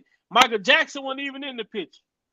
Right. So she had pictures of herself in R. Kelly's room. And just she used just that alone, those pictures, to say, well, I was in his bed, I was at his house, this is proof. Well, I'm telling you, oh, this is his house, this is his bed. Oh, this gotta be proof that you deal with him. Whole time it's just smoke and mirror, like you say. Mm-hmm. No full-on investigation. Because I remember when she was on the Bill Cunningham show. Man, I remember Dana played that on his on his live. Man, because I had to think back and I was going, wait a minute. I said, damn, she looked familiar. So, you know me, I go on the thing and I put in, I'm like, oh, wait a minute. Oh, that's her. Oh, damn. I'm like, the setup is real, homie. I'm waiting to see if the best friend. I'm waiting to see if Jennifer gonna get the best friend to come in. The best friend, that one that Dr. Rice had over there, Rice Aroma. Yeah. I would love to see her, because she said she willing to work with, if anybody come to her for her statement, because she said Geronda lied and told her that the money was from her dad dying. Right. Yeah, I remember her saying that. She said that Geronda said because she was asking where she was getting this money from. She said that she claimed that her father had passed away. Right. So, even if she was underage getting those settlements, that means the mama had to been cashing the checks. Facts. Or else the checks was being cashed by Susan Loggins, and she was giving her little cut out of it. Hey, you never know. Stranger things have happened. Man, but this case right here, this case got some twists and turns. I mean, this case got more twists and turns than a maze, man. And it's going to continue to come out. You know what, Big Rod, I think at the end of the day, man, I think it just goes to show you, not only in art with R. Kelly, but I think just us men in general. I got a son, you got sons. We have to prepare them. We have to prepare them for the world they're getting ready to walk in, especially being, 13, 14-year-old young men. And as they get into high school and then turn 18, it's a lot of shit going on, a lot of laws changing, man. You got to keep abreast of what's going on. You know what I mean? And that's what I said. I said that shit the other day when I think you was on Black CEO, that people are understanding how they are setting. If this shit with R. Kelly stick, this changed the way that men deal with women forever. Facts. Because you have to, truth be told, even before R. Kelly, man, you had to be careful. You know what I mean? Because, and no disrespect to people that want to go from being a man to a woman, but you have to be careful of that too, man, because you don't know who's who at the end of the day. Too many people playing games, and Mm-hmm. this is your life, this is your livelihood, and it can be easily taken away just off somebody's word. Off a You know what I word, mean? man. Then they And say enough here, enough word of mouth evidence. Man, how the fuck? I don't. Man, we live in a state of fact. We live in a country of facts. It's right, supposed to be what you can prove without right, without reasonable doubt. If there's any doubt created in a story that you tell, it that should be means refuted. it should be refuted. You know what I Exactly. mean? You should have the right to defend yourself. And I didn't. And this is the part that pisses me off is that how can you defend yourself when the government frees your assets so you to use your own money to go out and have an investigator to do this and do that? That shit ain't right. But it was all strategic because they wanted to. And see, the thing about this shit, sir, is what the government wasn't understanding was they wasn't understanding the higher power involved in this situation. Facts. Y'all wanted to leave this man for dead, but what they say when they say he might not be there when we want him, but he be there right on time. Time. That's the type of God that we serve. That's how you have to believe in the God that you serve. You have to believe that you don't need to see or you don't need confirmation every day you wake up. All Right. you need to know is when you in a situation where your help come from, where your For strength sure. come from. When you feeling weak, how did you muscle yourself through this? You know that you believe in a higher power and that without him, there's no other way that this could possibly happen. They Exactly. try to tie this man's hand behind his back and say, "Come on, let's fight." And how the fuck you still lose when the motherfucker can't even swing back at you? Right. Right. Right. Yeah, like I You say, tie this man. man's hand behind his back and get the swinging at him, and you this motherfucker won't fall. He won't quit. I You can't know what I'm knock him saying? out. He's still standing. Whatever it's how we can't kill him. He won't go away because they not understanding. Like they talk about when them people when they put Jesus under the rock and they went to go check on him and see if he was still there. And they didn't understand when they moved that stone and he was gone. They was like everybody looking at Damn. everybody, blaming everybody. Right. Like, where you go? He ain't here. You know what I'm saying? Hey, you Bro. seen on you ever seen Django, right? When they went Yeah. to go get Django and Quentin Tarantino and they moved that old thing from underneath the carriage, that old Yeah. white man said, "That nigga ain't here." Yeah.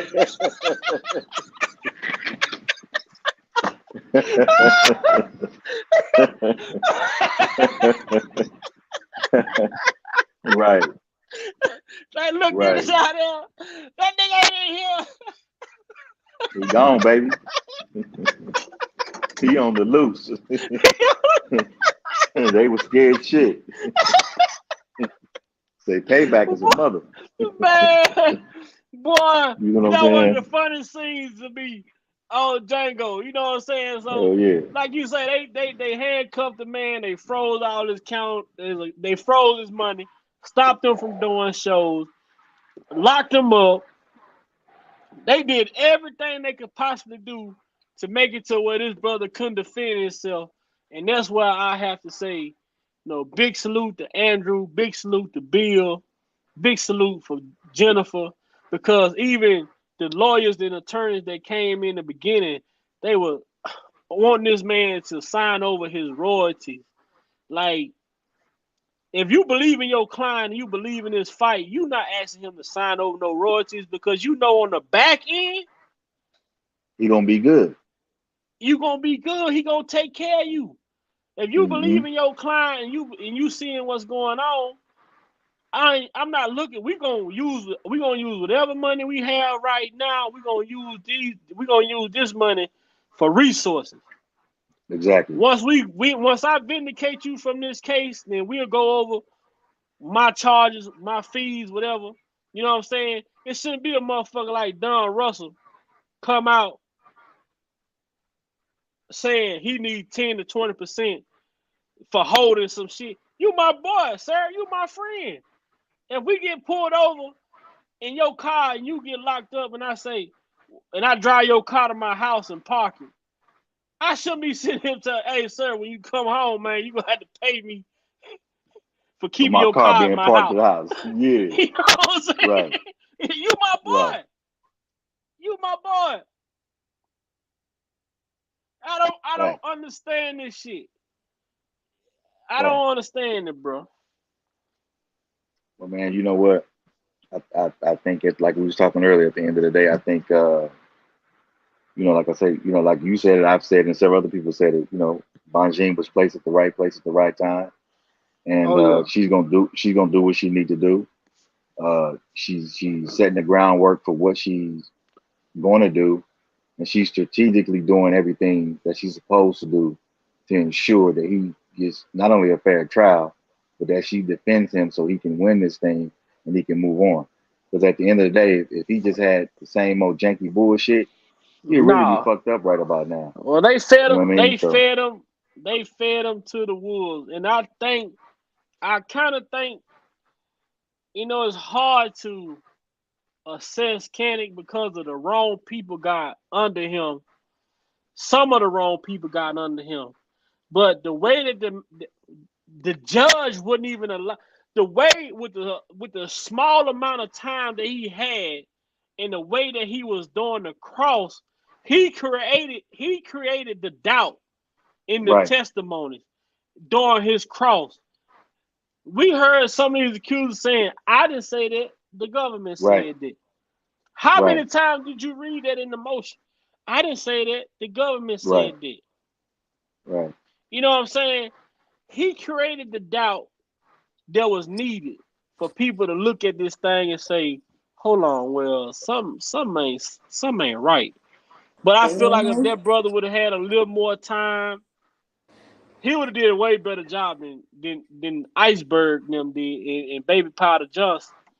They just was there for the money. Well, see, why y'all call that man Baby Powder? here's the thing. That just goes to show you the people that discredit Kaepernick.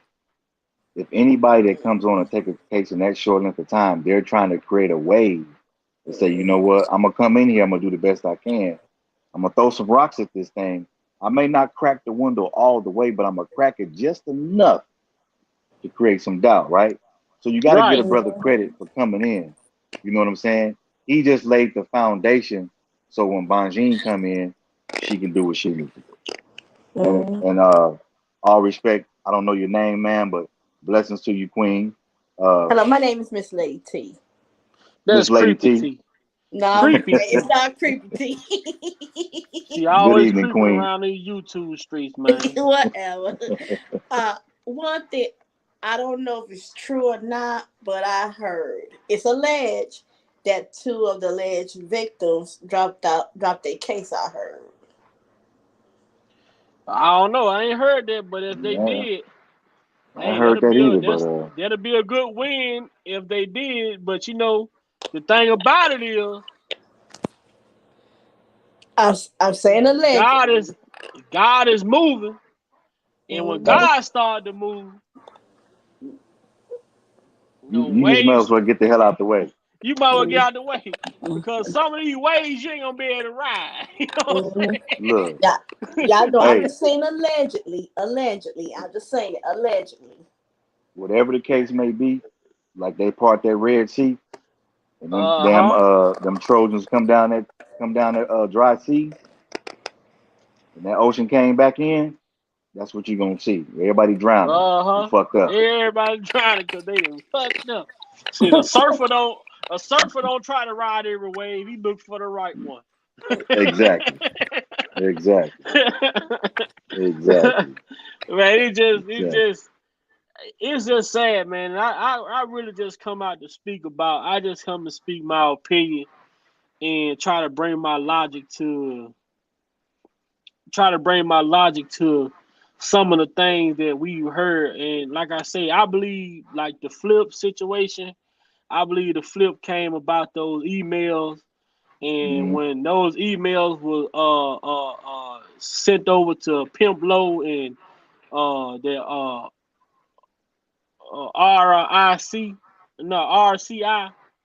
reliable confidential informant, and Right. they sent that girl a little bit of them messages, just enough to get her attention. And she said, "You know what? Maybe I need to go." But how? Mhm. I also said this though. How was he able to put her with Drake? Who funded that? That's This motherfucker didn't have no money. that's a Like good I told question. people, the government funded him to be able to put him in positions to try and offer this female certain shit. Then it's alleged that Don was supposed to be took her to Sony to got a publishing deal after they dropped Kales. Shit, I ain't know all of that. Damn.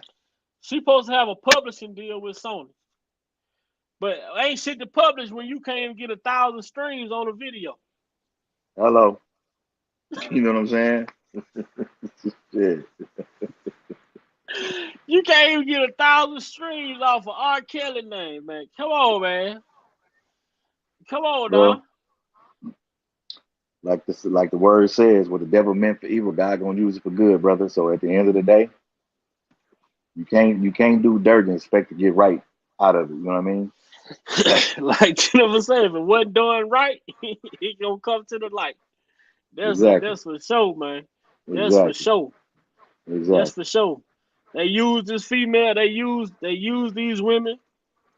I'm gonna continue to say they use these women. When I ask what was more important, was it the accusers or the stories that the accusers had to tell? It's the stories. They use Exactly. these stories to make docu-series. They use these stories for the media narratives. They use Hmm. these stories to write books. They use these stories to parade these women around to these award shows. You know, it was all about the stories. It was all about the stories. They never cared about Hmm. these women. They didn't care that these look at how look at we never seen a case in the history of United States while more than 75% of the people involved, shit, everybody had immunity but R. Kelly. Right. Shit. Right. Right. Everybody he Right. was up against got immunity. Make that make Right. sense. So y'all don't want to say y'all don't even care if anybody get up here and lie. Y'all gonna give everybody immunity just for their testimony, just for their cooperation. That alone is a red flag to me. Because if you I take agree. the immunity away, how many of these people are willing? Those same people you gave immunity to in New York, if you make them come to Chicago to take away the immunity, how many of them gonna be willing to testify? I bet they can't That, get named. they not coming. They ain't gonna even show up.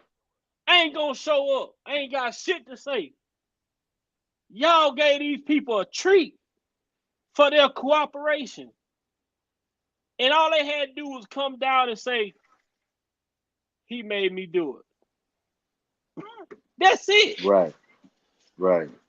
They showed the Supreme Court on HN News Network when the Supreme Court told these people who was dealing with a similar case. They I had saw three that. women alleging a man of sexual assault.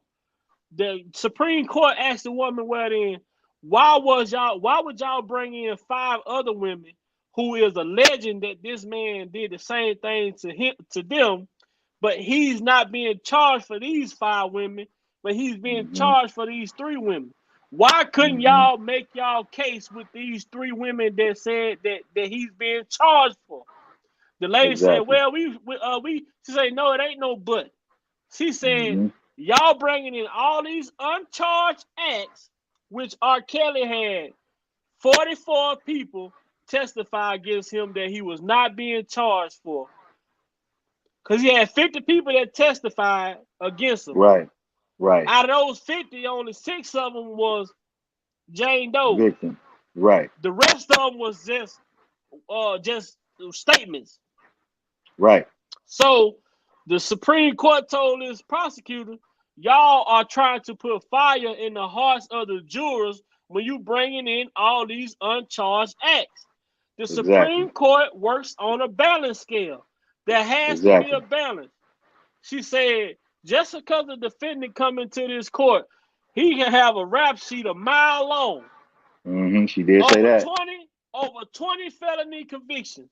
Just because this defendant has over 20 felony convictions doesn't mean you can just go to town on his rap sheet. You may be able to bring in one thing or maybe two, but you can't take everything that this man has done in his life and try to bring it into court to use it to make your point. You know, you have to be able to prove your case. You have to be able to prove your case with the people that he's being charged for. Not all these uncharged acts. And by them bringing in 40-something uncharged witnesses, that right there is prejudice by itself. That create prejudice right there alone. You have 40-some people who testified that he wasn't even being charged for. That's why I have let me find it. Let me find it right quick. Put it on there. I got that on here somewhere. Boom, there you go.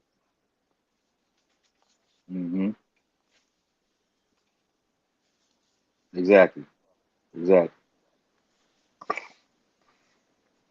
that's you know what Big Boy, you know what's funny?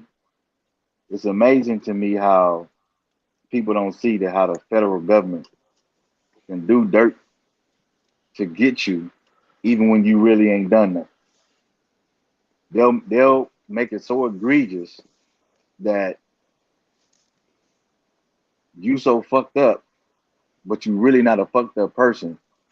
But they'll just dig and make your character look so bad, like you the scum of the fucking earth. Like you came out the womb just fucked up. You know what I mean? And I think people need to be aware. I think people need to be aware of and understand these laws when it comes to the so-called bad act witnesses and all that kind of shit that they put on the books and shit. Why would you put that on the books? So you basically telling me, if I commit a crime 10 years ago and I ain't did shit, then somebody can say, oh yeah, I remember him back in 92, blah, blah, blah, blah, blah, blah. But I've been cool up until the last 20 years. But then now you're going to fuck me over based on something that happened 30 years ago. That's the same shit they're doing with R. Kelly. R. Kelly, man. They bringing up shit. And like I tell people, if they had real proof, real evidence that this man obstructed justice in 2008, it wouldn't have took them 14 years to come back and lock him up. Exactly. Ain't no way. Because if he did it, then his ass would have been locked up. Locked up then. Right then and there. No questions asked. Period. At the end of the day, if you gonna charge somebody for what they're being charged for. Don't fucking overcharge them, and don't do all this excessive bullshit just so you can say, oh, I can get a win. Period. Then they if you look at this shit, all them shits was misdemeanors anyway. But of course, when it goes to the feds, it turns into a felony, which is bullshit. Because at the end of the day, the only way you could do that was you had to put the RICO and racketeering and the Mann Act and shit with the superseding indictment and shit. Because the Mann Act ain't been used since Chuck Berry or whatever shit. So come on, man. But you got a prosecutor come out and say there was no open investigation involving Robert Sylvester Kennedy up until this docu-series came out. Make that shit make sense. That's you not matter of fact. You ain't even supposed to solicit like that in the first place. You know what I'm saying? Come on, man. My point. That's another issue that I know Jennifer is going to she's gonna touch.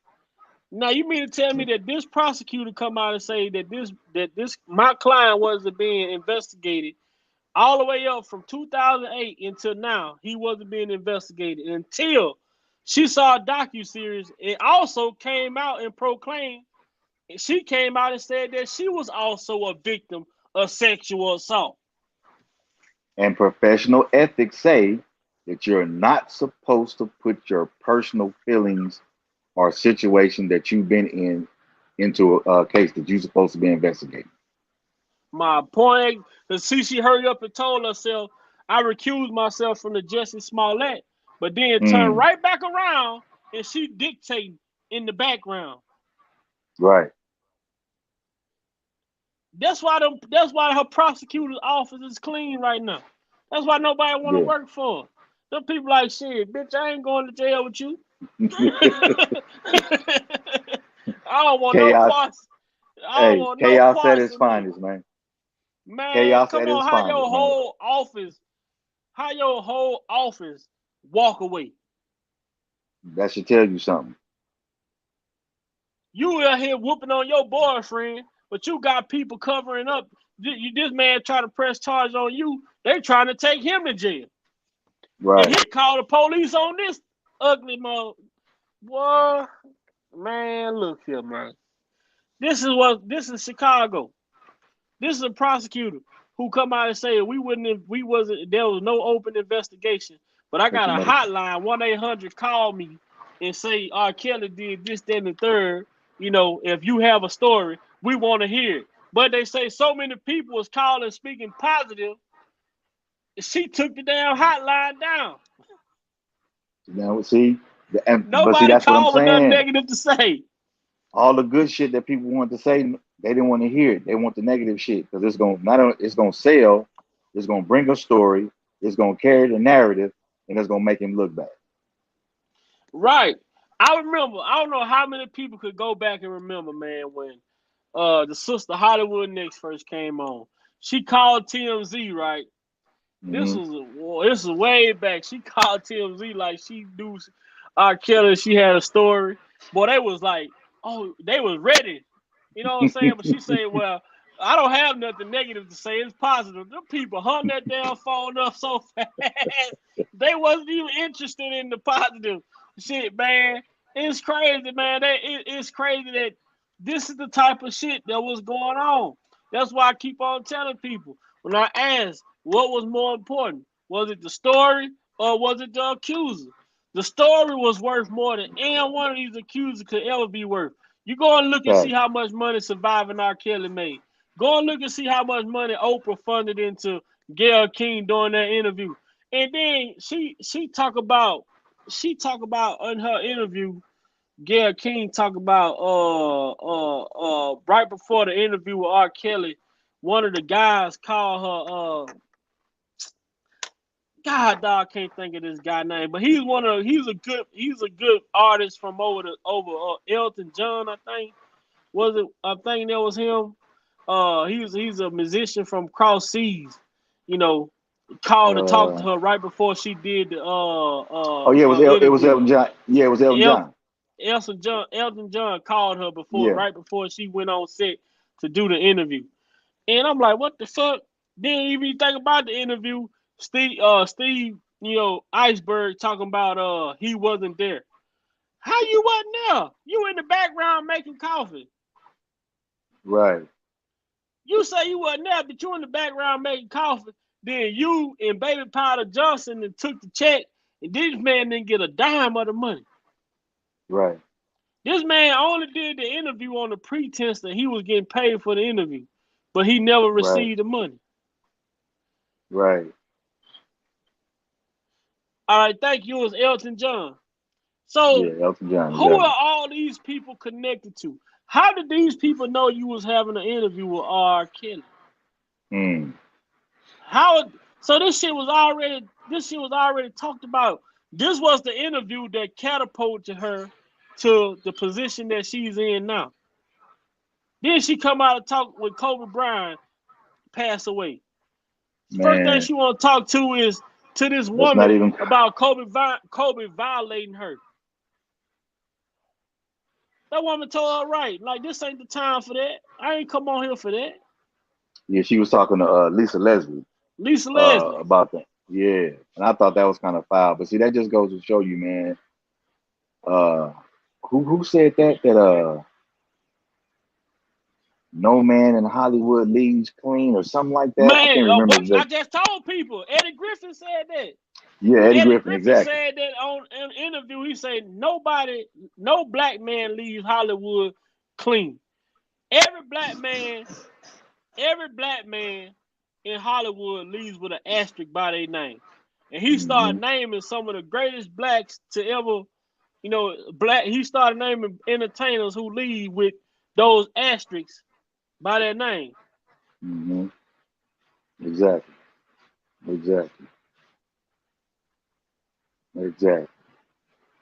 It's crazy. Bill Cosby, Michael Jackson, Kobe Bryant, Michael Jordan, Prince. Look at all this shit. Whitney Houston. Right. Come on, man. Whitney Houston, one of our greatest musicians, female musicians of all time, female artists of all time. But look how she died. Look at the stigma that's attached to her name. Right. Come on, man. That woman didn't deserve that. Exactly. If she did live her life like that, she should have got her flowers, bro. Right. And it ain't the white community it ain't the white community that's trashing our greats. It's our own community. The people that look like us. It's R. Kelly's own community that's dragging him. You don't hear white folks talking about this, brother. If you ask Caucasian people what they think, they're like, well, I think he's being railroaded. Because in their culture, in their community, this is normal. Right. But the simple fact that we know that all of these females was of age, that's the difference. Right. What's up, Lavish Lady? This first time seeing. Welcome, Lavish Lady. And I can't pronounce that name, boy. I'm not good with names. But to everybody that's came in, welcome over here, Big Val Opinion. I'm just over here talking. Me and my boy Sir Miguel blessed me tonight. I really appreciate that, man. He came on here. We running it.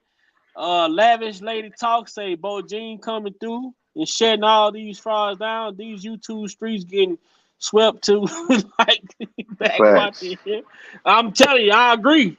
Facts. And that's the thing that has to happen. And like Andrew Wyatt say, R. Kelly had no real PR person to come through and put a hold to what these people were coming out saying. Everybody was coming out saying he was doing this, he was doing that, but he had nobody coming out telling his side of the story. And and that's the issue. And you know what's funny, Big Vi? And I think people need to separate the brand R. Kelly from the man Robert Sylvester Kelly. That's the story. That's the story that needs to be told. The Robert Sylvester Kelly story. You know what I mean? Like Andrew said, because you have to put a human face to him as a human being, and the good, the ups and downs, but at the same time, put that positive light in it, because you just can't come out the box saying, "Oh, this dude just been this dirty, negative, nasty person for 30 motherfucking years." You just can't do that. Right. You can't do that. So, with that being said, brother, I'm gonna get off this live, brother, and I appreciate you having me on, man. I salute you coming on and chopping it up tonight, man. As always, man, you bring great content. You stay positive. You bring that common sense approach where people can understand what's going on, man. And thanks for being a light, not only to myself, but to the whole YouTube family, man. And just keep growing your channel, brother. Keep doing the right thing, man. God gonna always bless you, brother. And anything, matter of fact, I'm gonna email you too, brother. Let me see. You got the email? Yeah, I got your email. Okay. Yeah, I got you. That's good. I'm gonna email you, brother. Anything I can do to help, man, just let me know, brother. And like I say, man, keep doing what you're doing, man, because we need more young men like you to get the message out, Appreciate brother. it. I appreciate this. You And know what I I mean? appreciate that very, very, very much so. And like I tell people, man, I'm a young man. I don't make a living off of YouTube. I work every day. You know, I'm a single parent raising, one of my sons full time. So, I I know feel you how on that one. important it is, and I know how critical it is for me to advocate and speak up, because when it's my turn or my son's turn, I hope and pray that somebody can speak up and advocate for my son or myself, the way that I speak up and advocate for brothers like Robert Sylvester Kelly, brothers like Chris Brown, brothers like Trey Songz, Hmm. and on, because people look at the celebrity part of people and forget that they're human just like us. You know what I'm saying? Exactly. You strip all Exactly. that shit away, we all gonna leave here the same way with nothing. Exactly. Exactly. So like I say, man, once again, man, God bless you. And to the people in the chat, thank you for your feedback, your comments, and stuff like that. And at the end of the day, man, I look forward to getting back on another live when you get back on, brother. And Oh yeah, have a tomorrow, man. Make have. sure you, hey, sir, make sure you go. Make sure you go and watch the indictment, reading that indictment, man. Whether you go to Dana J or Hollywood, either one, man. You hear the Yeah, I'm a government talk when the government talk about this dude, man. You gonna like, man, Big Vi wasn't lying. They talked about this dude like he was just a diamond in the rough, man. no, I'm gonna I was check it like, out, man. Shit, cause I gotta get all my ass right, up in the morning. Gotta get up early, crack this whip. But yeah, I'm gonna definitely check that out, man. But I appreciate that info, brother. salute, salute, salute, man. Salute, Tomorrow, brother. bro. For sure. Have a good night, brother. You Well, too. actually have a good morning. Shit. Yeah, I'm at work, so. You know what I'm saying? I'll be at work. I'll be at work in a couple of hours. So shit, I better go close, watch my eyelids for a little bit. All right. All right, brother. I'll let you in a minute. All right, salute. All right. Peace. Creepy T. Why I gotta be Creepy creep? T. What up? What up? What up? What your ass want? You so crazy. I just covered, just looking at your live, Oh, you gonna say I'm crazy? Are you serious? You're not just joking. Yeah, I'm crazy. I'm gonna show you crazy. I'm gonna cut your goddamn cable clean off. I'll show you crazy. Yeah, I mean, this weekend was crazy. It's gonna get crazier. Once all these frauds have been exposed, Robert will be free. God designed it this way. He's shedding light on all the evil doers. Robert will be free. Just wait and see. I believe that. Like I tell people all the time that this is something that Kels had to go through. This fight, this fight is necessary. And why I say this fight is necessary, because God chose this fight for Robert Kelly, because he knew that Robert could endure this fight.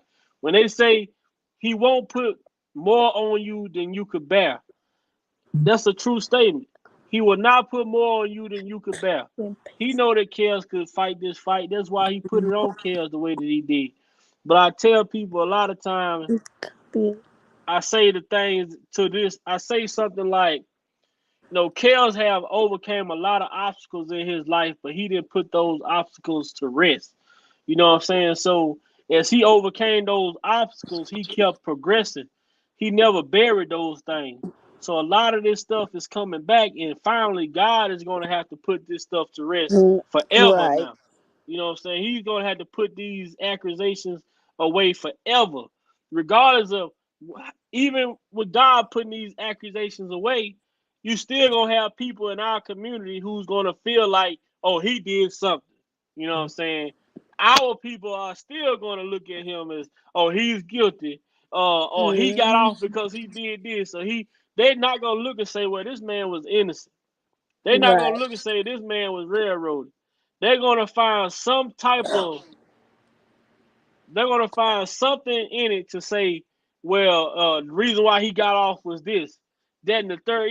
They always look for a reason to say, they can't say that this man was unjustly charged, or on, if he done something, charge him for what he did. If he done something, charge him for what he did. Y'all shouldn't have to go all around the world just to come back to the same spot you started at to say, well, then this is what we have. Then you got people going around talking about we got bus drivers, we got managers, we got people to lie. Are you sure that was the proper thing to do? No, it wasn't. Was that the professional thing to do? Are you sure that was the professional thing to do? Bus drivers, managers, people to lie. Why he didn't name Pimp Low? Why he didn't name Alice Don Juan? Why he didn't name S. Curl Savage? Ooh, I bet he about to tell everything on Angelo. Watch. Well, he can't tell everything on Angelo. Angelo didn't put a gun to his head to make him do what he did. He volunteered his services. Angelo didn't know he was in trouble. It, though. It's more to it. Angelo didn't know he was in trouble with embezzling money. Mm-hmm. Oh, he took advantage of. Honestly, what I feel like he took advantage of Angelo in their situation and used it to his benefit. That's how I honestly feel. I tell this one, but I think both of them took advantage of each other. How? If Angelo would have knew this man was facing federal charges for embezzling money, he wouldn't have never gotten involved with it. Well, he was doing more of the work than Angelo was. Because he had to do it, Miss Lady T. Who benefited from it the most? Ask yourself. Who benefited from helping the most? You already know. I want you to answer the question. I don't want to hear that. Who benefited the most from their help? He did. Okay, then. So he took advantage of Angelo in their situation because he needed their situation to get leniency in his own situation. That's the thing. See, he came out. Angelo went to him as in he was being. Angelo went to him as he was being a good person, had a good voice, you know. See, Angelo couldn't run Tasha K platform the way he could. K, her name was in the papers than old dude was. See, Angelo couldn't run her platform the way he was running. What up? He couldn't run Tasha K platform. That's why he leaned to Larry more so than he did Tasha K. But see, he was running Team Truth at first. But see, when the fallout came, that's how you get the birth of Oko. We need to separate from him. See, at this point, Larry got everything he needs now from Angelo. He got the momentum. Because you can't gonna tell me, yeah, he helped build Larry's platform. Exactly. He helped build Larry's platform. Once Larry got the momentum, he felt as though he didn't need Angelo no more. He separated and went off with Oko, but he already knew that he was going to cooperate with the government, and that was how he was going to be able to get his deal in his own case. So Angelo was no longer needed. Boy, it's about to get ugly with him and Angelo. It's about to get ugly. But Angelo already knew about his cooperation and everything. But the whole thing about it is, how could y'all tell me y'all was helping these women and advocating for these women, and when all reality y'all only did it for some type of beneficial gain? Right. Like Jim Derogatis. He going around, I'm out here for women of color. Y'all don't care about black women of color, but guess what he doing? He writing books using their stories where they're not even getting any other proceeds from it. He writing books about their stories where he's getting all the money. Look at Surviving R. Kelly. They used the stories of these women to put this docu-series together, and guess who getting paid from it? Dream Hampton, Lifetime, A&E. They getting paid from the stories of these women. Mm. Then you got the ex-wife suing Lifetime because they showed her picture. They showed her picture in the previews of The Reckoning, and she told them she wasn't gonna be on it, and they put her pictures in the preview. So she's suing Lifetime for showing her pictures in the preview. Yes, Lavish, Mr. Plead the Fifth himself. Mr. Plead the Fifth came out and made all these accusations about R. Kelly, and then when it came to take trial, how the hell can you plead the fifth if you come out and say that you received a tape of child pornography in the mail? And my whole thing with the tape, Miss Lady T, I want you to listen to this shit. You received a tape in the mail anonymously. You anonymously received a tape in the mail. You go and put the tape in the tape player and press play. Immediately as you press play to watch the tape, how the fuck, if you don't work for R. Kelly, how the hell do you know Sparkle, and how the hell do you know her niece? Exactly. How do you just put a tape in, and soon the tape come on, you instantly, the first thing in your head say, let me call Sparkle? Make that shit make sense. Jim, there, guys, he plead the fifth. That means he was lying. He didn't want to testify because he didn't want to get caught up in a lie. He didn't want to get caught up in a lie. How the fuck can somebody come put a tape in my mailbox and I pop it in and say, oh, this Joe Biden? Come on, man. This Joe Biden's son. Like, come on, I don't know these. How the fuck I know these people? How I know these people to say who it is? How I know somebody else's child to say, oh, let me call her mama. You know what I'm saying? Let me call her auntie. How you know these people? How you knew to call this woman out of all people when you received the tape in the mail? But the whole thing, it goes back. You got to follow the history of Jim. Jim, his whole career was built off of criticizing and critiquing R. Kelly. And you know what else I'm so tired of? I'm so tired of people speaking about this defense fund. I'm so tired of it. The defense fund is in the motion. Yeah, but I'm so tired of people talking about it. But they gonna talk about it because what do people do when they ain't got nothing else to talk about? Because they talk about nothing. There's a lot of people about to be sued because you're accusing people of stealing from the defense fund. It's a lot of people gonna end up getting sued. Watch. They talk about it because there's nothing else to talk about. Do y'all remember a Bosky lady that came out a few months ago? She said she knew all those people, and she said, and she had a picture of RL, but said that wasn't her name. It was another girl. Right. I mean, it's been proven that it wasn't her on the tape. And even with it, Lavish, I'm gonna tell you, see, people, I tell people to go back. People have to go back and ask themselves, why was Robert Sylvester Kelly vindicated in the first trial?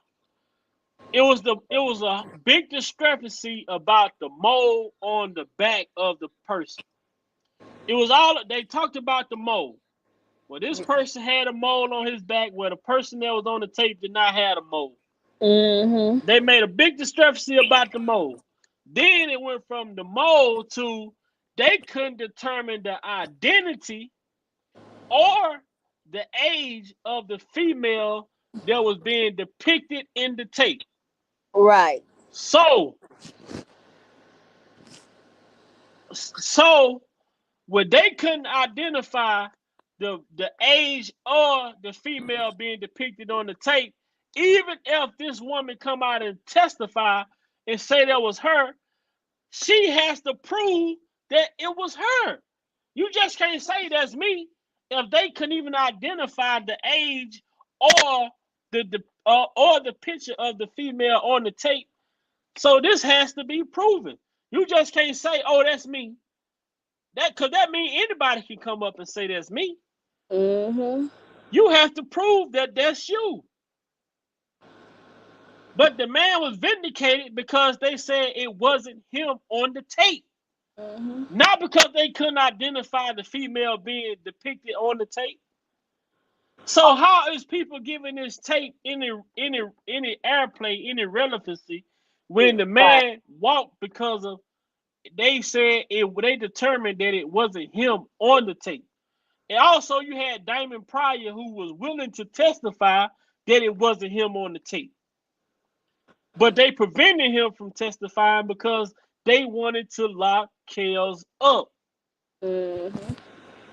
Oh, you heard about Mystical too? He just got But see, Mystical got the same charge. If you go and look up Mystical arrest record, his charges are read the same every time.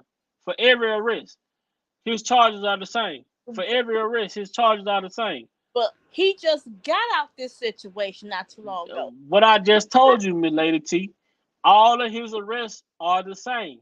Yeah. But see, now we living in an era where, some of these women, Cardi B, and you got women like Cardi B and them coming around, they talk about drugging these men and robbing them or whatever the situation may be.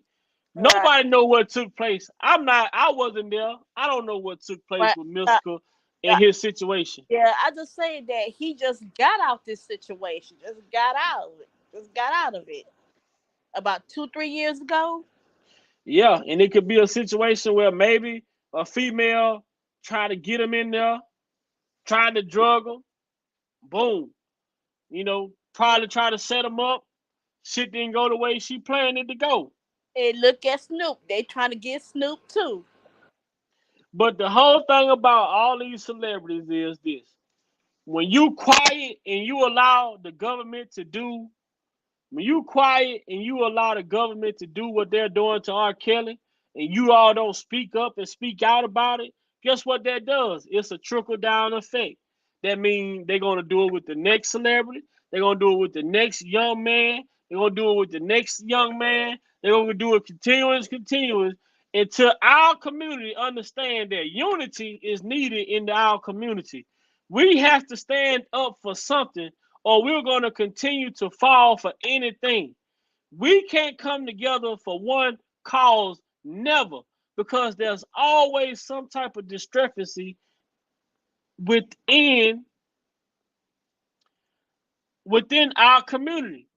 We can't put our differences aside and say, you know what, I agree to disagree, but the way that they're doing things are not right.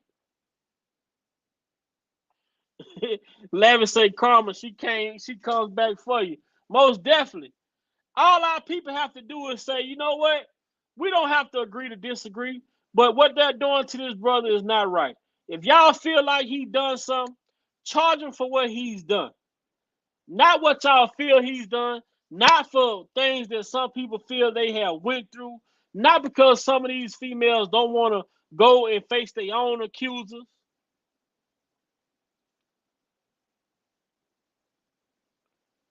This is the problem that we have to stop in our community.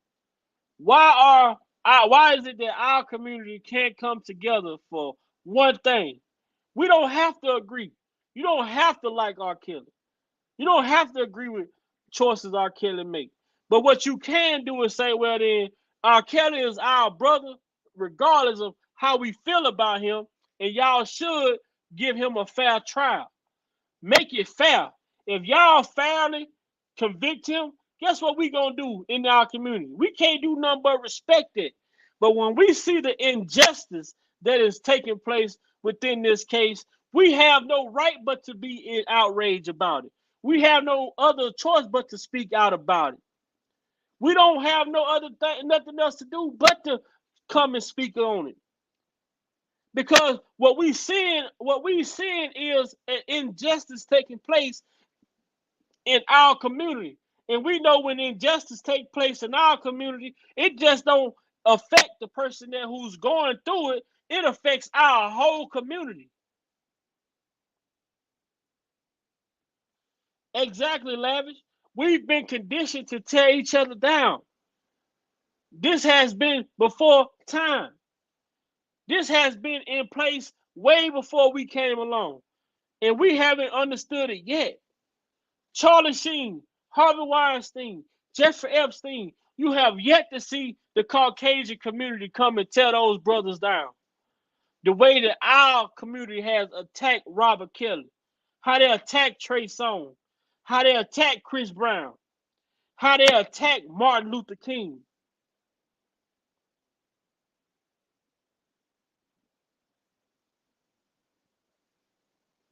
If we don't wake up today, we're going to be asleep tomorrow. If we don't wake up today, we're going to be sleeping tomorrow. People need to wake up. We understand we live in a right and a wrong society. That's true. But right and wrong don't give people the right to unjustly charge somebody, unfairly convict somebody. If you say a person does something, put the facts out on the table and draw them out clear for people to see, and let us be the judge and say, you know what? Well, they prove what they said that this guy has done, and he need to be locked up for what he's done. But when you giving us bullshit to go by, of course we're gonna speak out. Of course we're gonna advocate. Of course we're gonna stand up. The one that does have for the people who does have dignity, for the people who does have pride, for the people who do have self-respect. Continue to tell y'all, you gonna stand for something or you gonna fall for anything. Our ancestors failed. Their ancestors failed. The ancestors before them failed. When is the black community going to make a stand?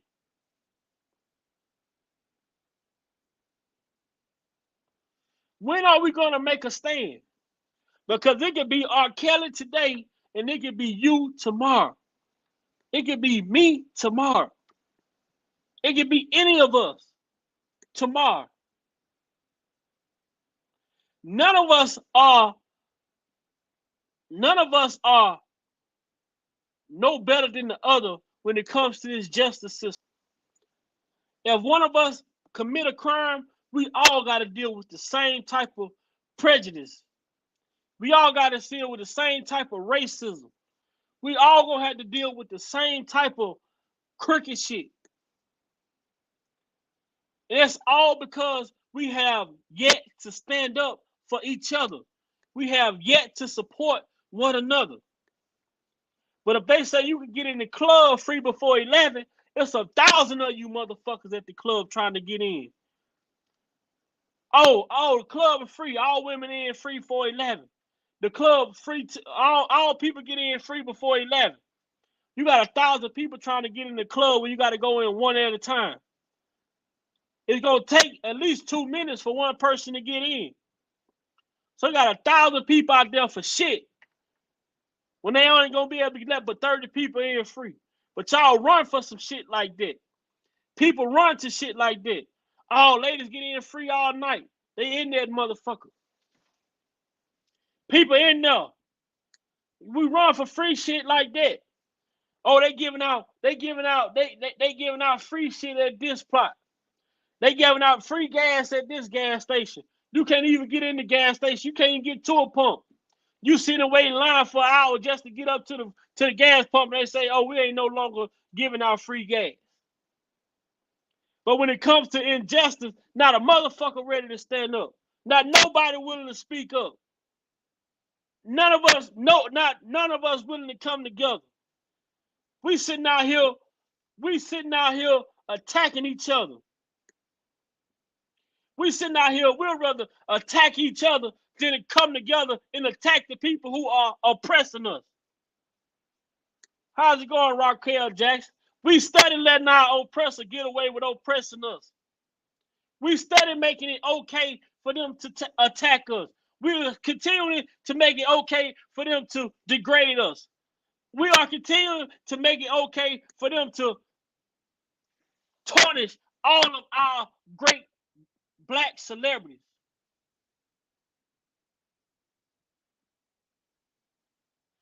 all black men are under attack, right? But guess who was under attack the most? Our young children of color. Our young children of color are under attack the most, because most of us, we done lived our life. We done did most of the shit that we want to do in this lifetime already. We just out here living to get by, to provide for our children, to make a living for our children. But most of us have already lived our life. It's our goddamn children that's going to suffer from these laws that's being put in place. They have to deal with this shit.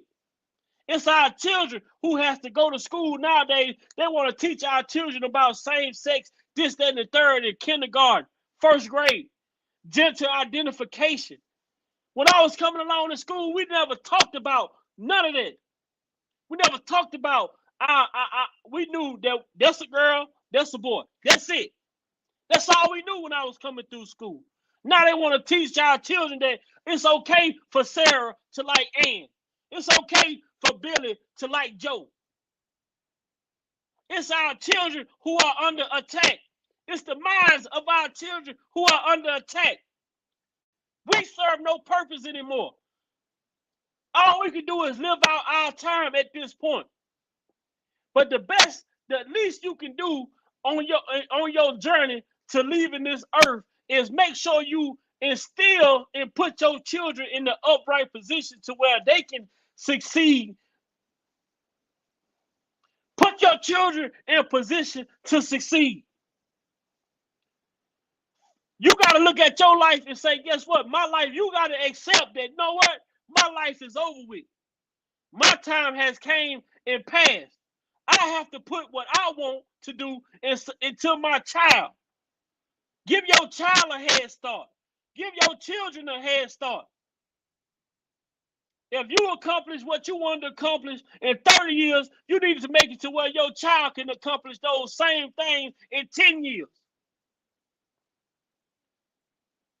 Give your child hope. Let your child understand that these people are going to come after you. Instill in your child that you are great. Tell your child what I tell I love my daughters. I love all my children. But my daughter is my heart. My daughter tell me all the time. I tell my daughter, I don't give a damn what you do in life. Long as you doing what you want to do, and when you become an adult and you start to date, I tell my daughter, bring your own plate to any table. Hold on, let me turn this camera on. I tell my daughter this all the time. I tell my daughter, I say, bring your own plate to any table you sit at. I don't give a damn where you go eat. I don't care what table you sit. When you go to sit at any table in life, bring your own plate to eat off. Because never let a person feel like you need them. Don't never let a person feed you.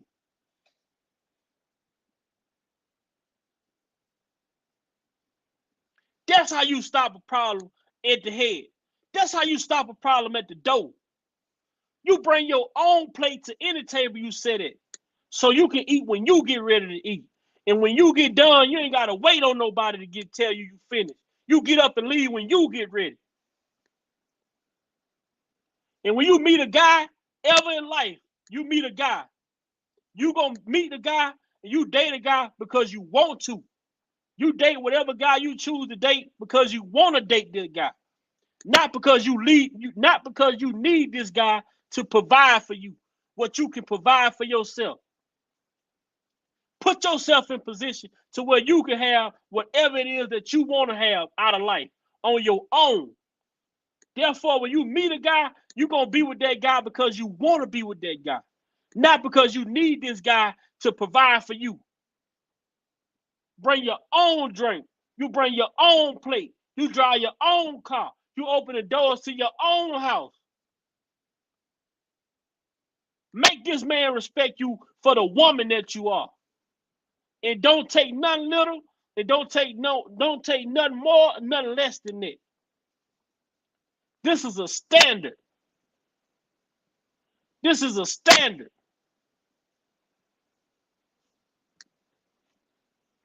This is a standard. You think I'm lying? I gotta get it uploaded. I'm gonna upload it on a short or something one day. My daughter left me a voicemail on my phone about a month ago. And she was just telling me that she missed me. She just telling me, Dad, I always think about what you tell me. I always think about that you tell me who I am. I always tell you, she say, Dad, I always think about you telling me who I am, how great I can be, and always take care of myself. This is my daughter at 7. Repeat these conversations. I teach my daughter how to think like a man. I teach my daughter how to think like a man because she a woman. She gonna naturally have those instincts. But I teach my daughter how to think like a man. Because if I teach her how to think like a man right now, when she become of age, guess what? I ain't gotta instill that in her. She gonna already know. She gonna already know. If you got daughters, your daughter naturally gonna be a woman. If you got daughters, your daughter is naturally gonna be a woman.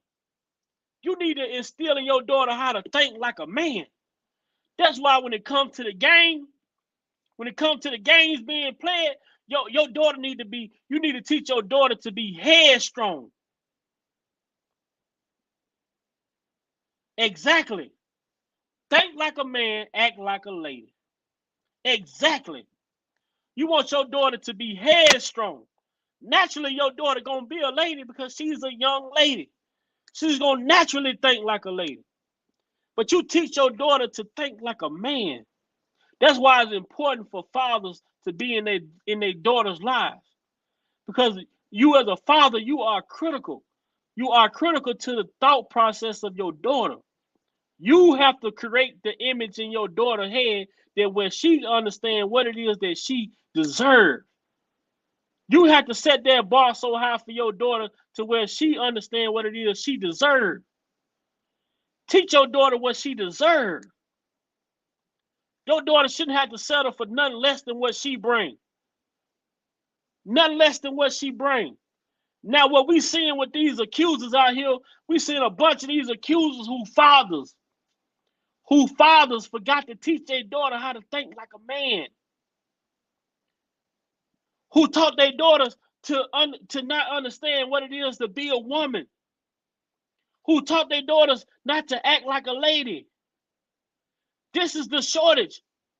This is the shortage of fathers. This is the result of fatherless young ladies.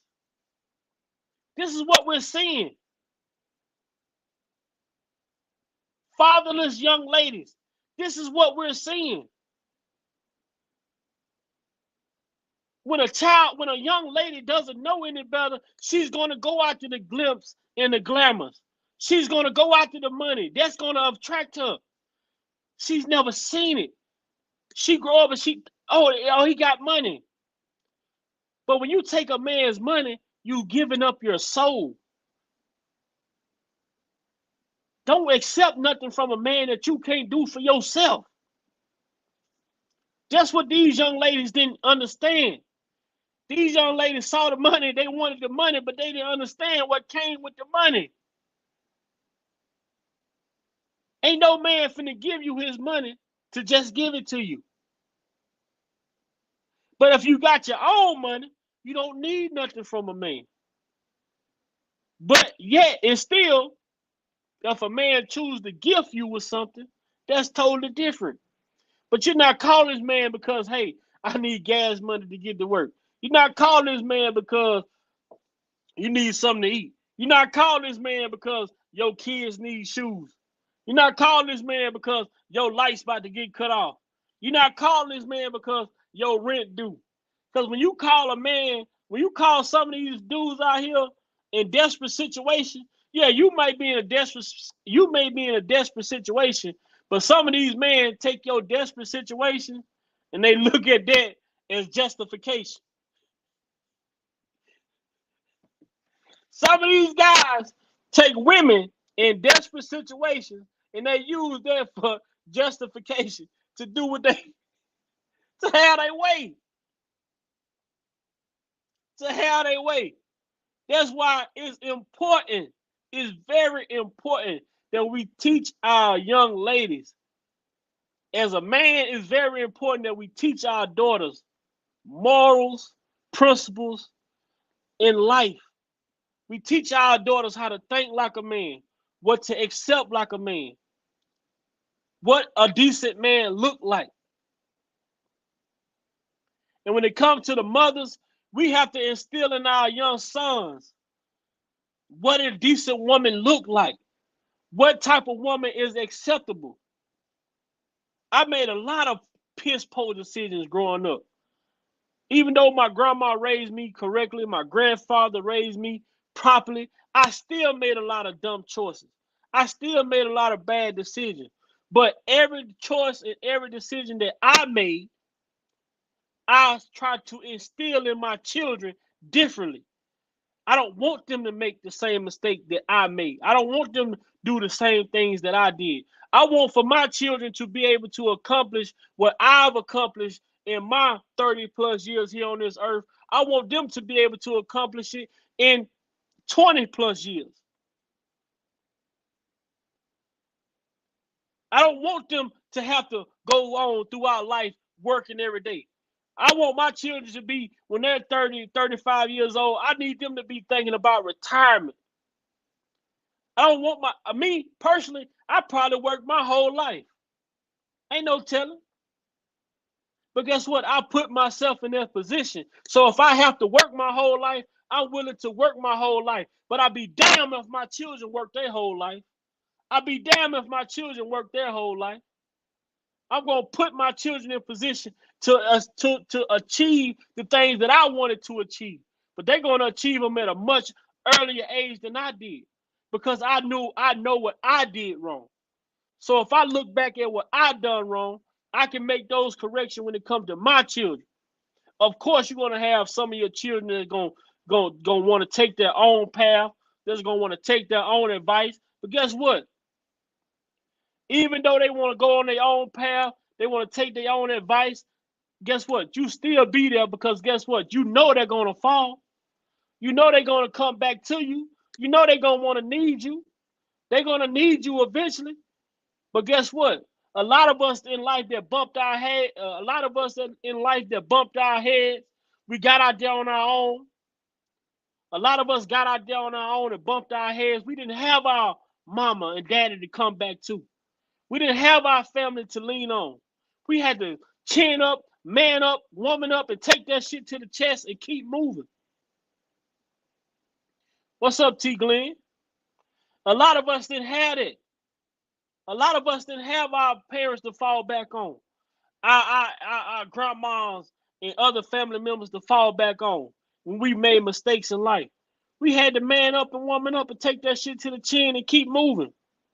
You know what I'm saying? Single mothers out here. Yeah, you probably had a child with the intentions on having a family, but the guy ran off and left. Now you doing this shit on your own. You trying to manage daycare, working a job, cooking, all this shit on your own. We don't think that would be the reality of the choices we make. But guess what? Sometimes that turn out just to be the reality of the choices we made. We all wish for the family, the white picket fence, the big house, this, that, and the third. But guess what? Sometimes that's not the reality that we live in. But if you take that, you take everything that you've been through, most of us on here is of age, and we take everything that we've been through, we have an opportunity to put our children in a better position. We have an opportunity to put our grandchildren in a better position. Because what's going on now in the world, it doesn't affect us as much as it affects our children to come. I'm not going to hold y'all too much longer, man. I just really hope that y'all, I really hope y'all enjoyed the show tonight. I really hope I brought a message for everyone. I really hope this was powerful. I really hope this was understanding and real, this real life. I come on here, I speak life. I try to speak logic.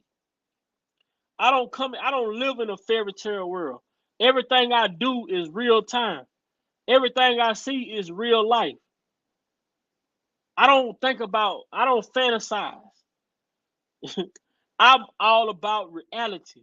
And the reality is we have to save our children. We have to save our grandchildren. We have to save our generations to come. Because the generation that we're living in now is this it's over with. The generation that we're living in, we living in what we're gonna be living in. But our grandchildren, our children, grandchildren, great grandchildren, nieces, nephews, they have the ability to change the narrative. They have the ability to sit in the Congress. They have the ability to sit in the Supreme Court. They have ability to become federal workers. They have ability to become federal judges. They have the ability. We have to make them believe that they can sit in some of these same seats that our ancestors didn't instill in us. Let's change the narrative. We had the ability to change the narrative.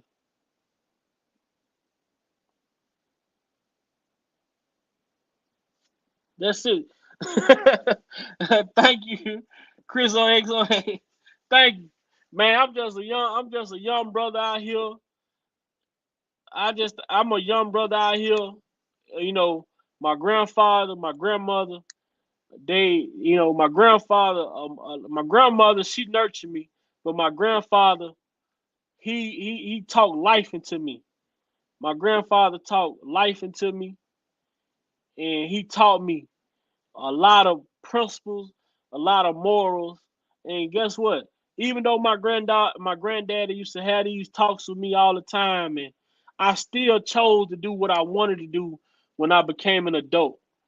And I made those mistakes. I ain't gonna say, I don't even call them mistakes. I made choices that I wanted to make. Because if I would have listened to my grandfather, if I would have took heed, I'm not gonna say listen, because I did listen, but I didn't take heed. I was more so one of those, you have to see it for yourself type people. You know, yeah, my granddaddy told me a lot of things that were gonna come, but I'm like, well, you know what? I want to see for myself. I saw for myself. I've seen for myself. And at this point in my life, guess what? My life is no longer important anymore. I have to worry about my children. I have to worry about their children. I'm okay with the decisions I've made. I tell people all the time, if God was to take me today, I've lived a good life. But I want my children to understand that they could be whatever it is that they want to be in life. They have the opportunity. Never let no one tell you what you can be, but you can be what you want to be. That's it. That's all. Robert Sylvester Kelly, man, if you look at what this brother, if we look at all the obstacles that this brother overcame with the disability that he has, how many people with a reading with dyslexia, with that type of disability, how many people can y'all think that have overcame so many hurdles? That's the spiritual side of this thing. That's the anointed side of this fight. We know people that's smart as hell that can't get out of their own goddamn way. You got people who has Ivy League educations who can't even get out of their own way, who can't even think for their goddamn self. But you got a brother like Robert Sylvester Kelly with the with his disorder that he has, was able to overcome so much, so many obstacles that was put before him, because he never gave up. When God showed him his when he learned of his condition, he didn't take his condition and say, I can't live like this. I give up on life. You know, this is fucked up. This ain't for me. But instead, he took his conditions and he used it to his advantage. He found his purpose within his curse. A lot of us don't understand that. A lot of us, we don't look for our purpose when we're down. All we do is, oh God, why me? That's it, people. Why me? You know, people, you got people that only call on Jesus when they in dire situation. They get sick. Oh Jesus. Their lights get cut off. Oh Jesus. They run out of gas. Oh God. They call on God only when they are in dire situation. But it shouldn't be a day that you open your eyes and your feet touch the ground that you shouldn't thank God. You shouldn't praise God. People, they stopped believing in Jesus because they didn't have enough money to pay their rent. Or you calling on Jesus because you short on your rent, but you weren't calling on Jesus when you was in a liquor store buying that Hennessy. You weren't calling on Jesus when you was over at the weed man house buying you some weed. You weren't calling on Jesus when you was at the hairdresser paying $200-300 for to get your hair did. You weren't calling on Jesus when you was in the mall buying them $200-300 pair of Jordans. But now that you about to get evicted, you calling on Jesus. Jesus don't work that way. Jesus don't work that way. He told y'all, he might not be there when you want it, but he'll be there right on time. He's an on-time God, but he's not on time like the on time y'all thinking. See, he's on time for Robert because what? Robert has praise. Robert has never shied away. Robert has never shied away. What Robert told people on the interview, he said, I don't tell my problem. He said, I don't tell God about my problem. He said, but instead I tell my problems about my God. Now you take that. Now y'all take that with y'all tonight and think about that. R. Kelly told during the interview, he once said, I don't tell God about my problems. Instead, I tell my problems about the God I serve.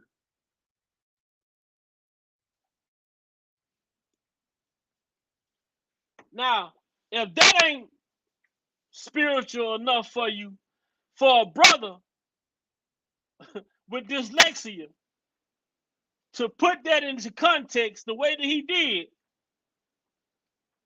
for you to understand the spiritual side of him, when he said, I don't tell God about my problems. He said, but instead, I tell my problems about the God I serve.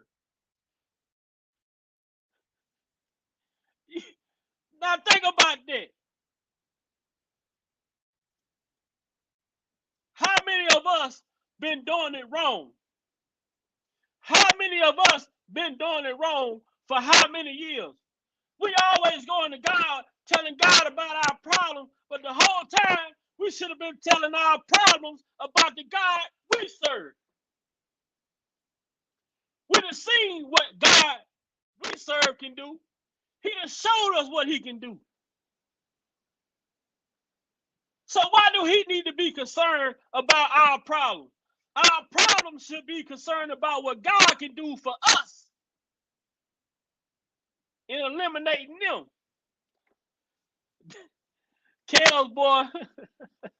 Kels, that was a good one, Kels. That was a good one, Kels. I will forever keep that saying with me. I'll never tell God about my problems again in life. But most definitely, I will be telling my problems about the God that I serve. Y'all be blessed. Y'all have a nice day. Thanks everybody for coming. Make sure y'all like. Make sure y'all share. Make sure y'all subscribe to the channel. And I do have a merch. I do have the merch that I will be posting. I do have t-shirts. I do have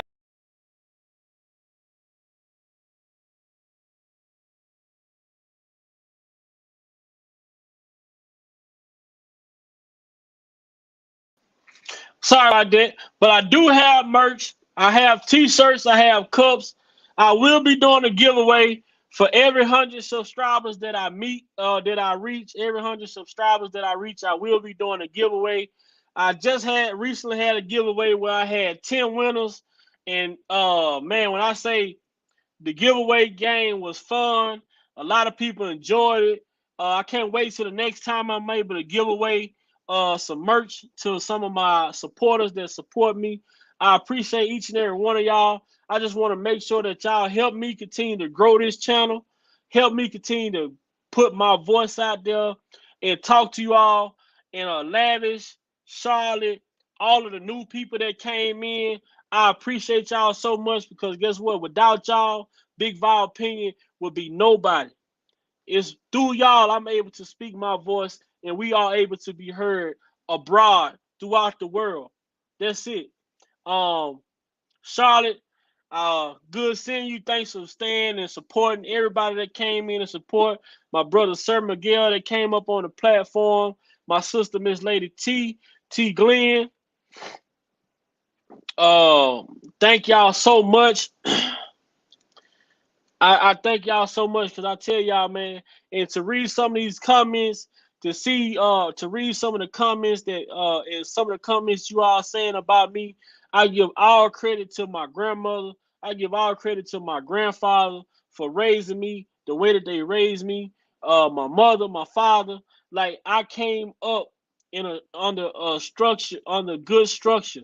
You know, even though I may have chosen to do some of the things that I wanted to do outside of how I was raised, one thing I always can say, I was raised properly. I was raised properly. So for all the people that I read some of the comments of people, compliment myself, man, I appreciate you, and it feel good to see that my grandfather, my grandmother work did not go in vain. You know what I'm saying? That I'm out here and I'm able to speak and advocate the way that I am. I stand up for Robert Sylvester Kelly and the injustice that is being done upon Robert Sylvester Kelly and pray to God, pray. And I know that God will show favor in Kells himself. I thank each and every one of y'all. Until next time, it's your boy Big Val Opinion. Make sure y'all hit that like button. Make sure y'all leave comments like y'all been doing. Share alive, and most importantly, subscribe to the channel. Until next time, man, y'all be looking out because I've been dropping videos This is my first live I've done in about a week or so, but I have new videos up on my channel right now. So make sure y'all go and check out some of those videos. Follow me on Twitter at Big Val Opinion. That's it, man. That's it. Until next time, see y'all. God bless y'all. God loves y'all. Until next time, y'all be blessed.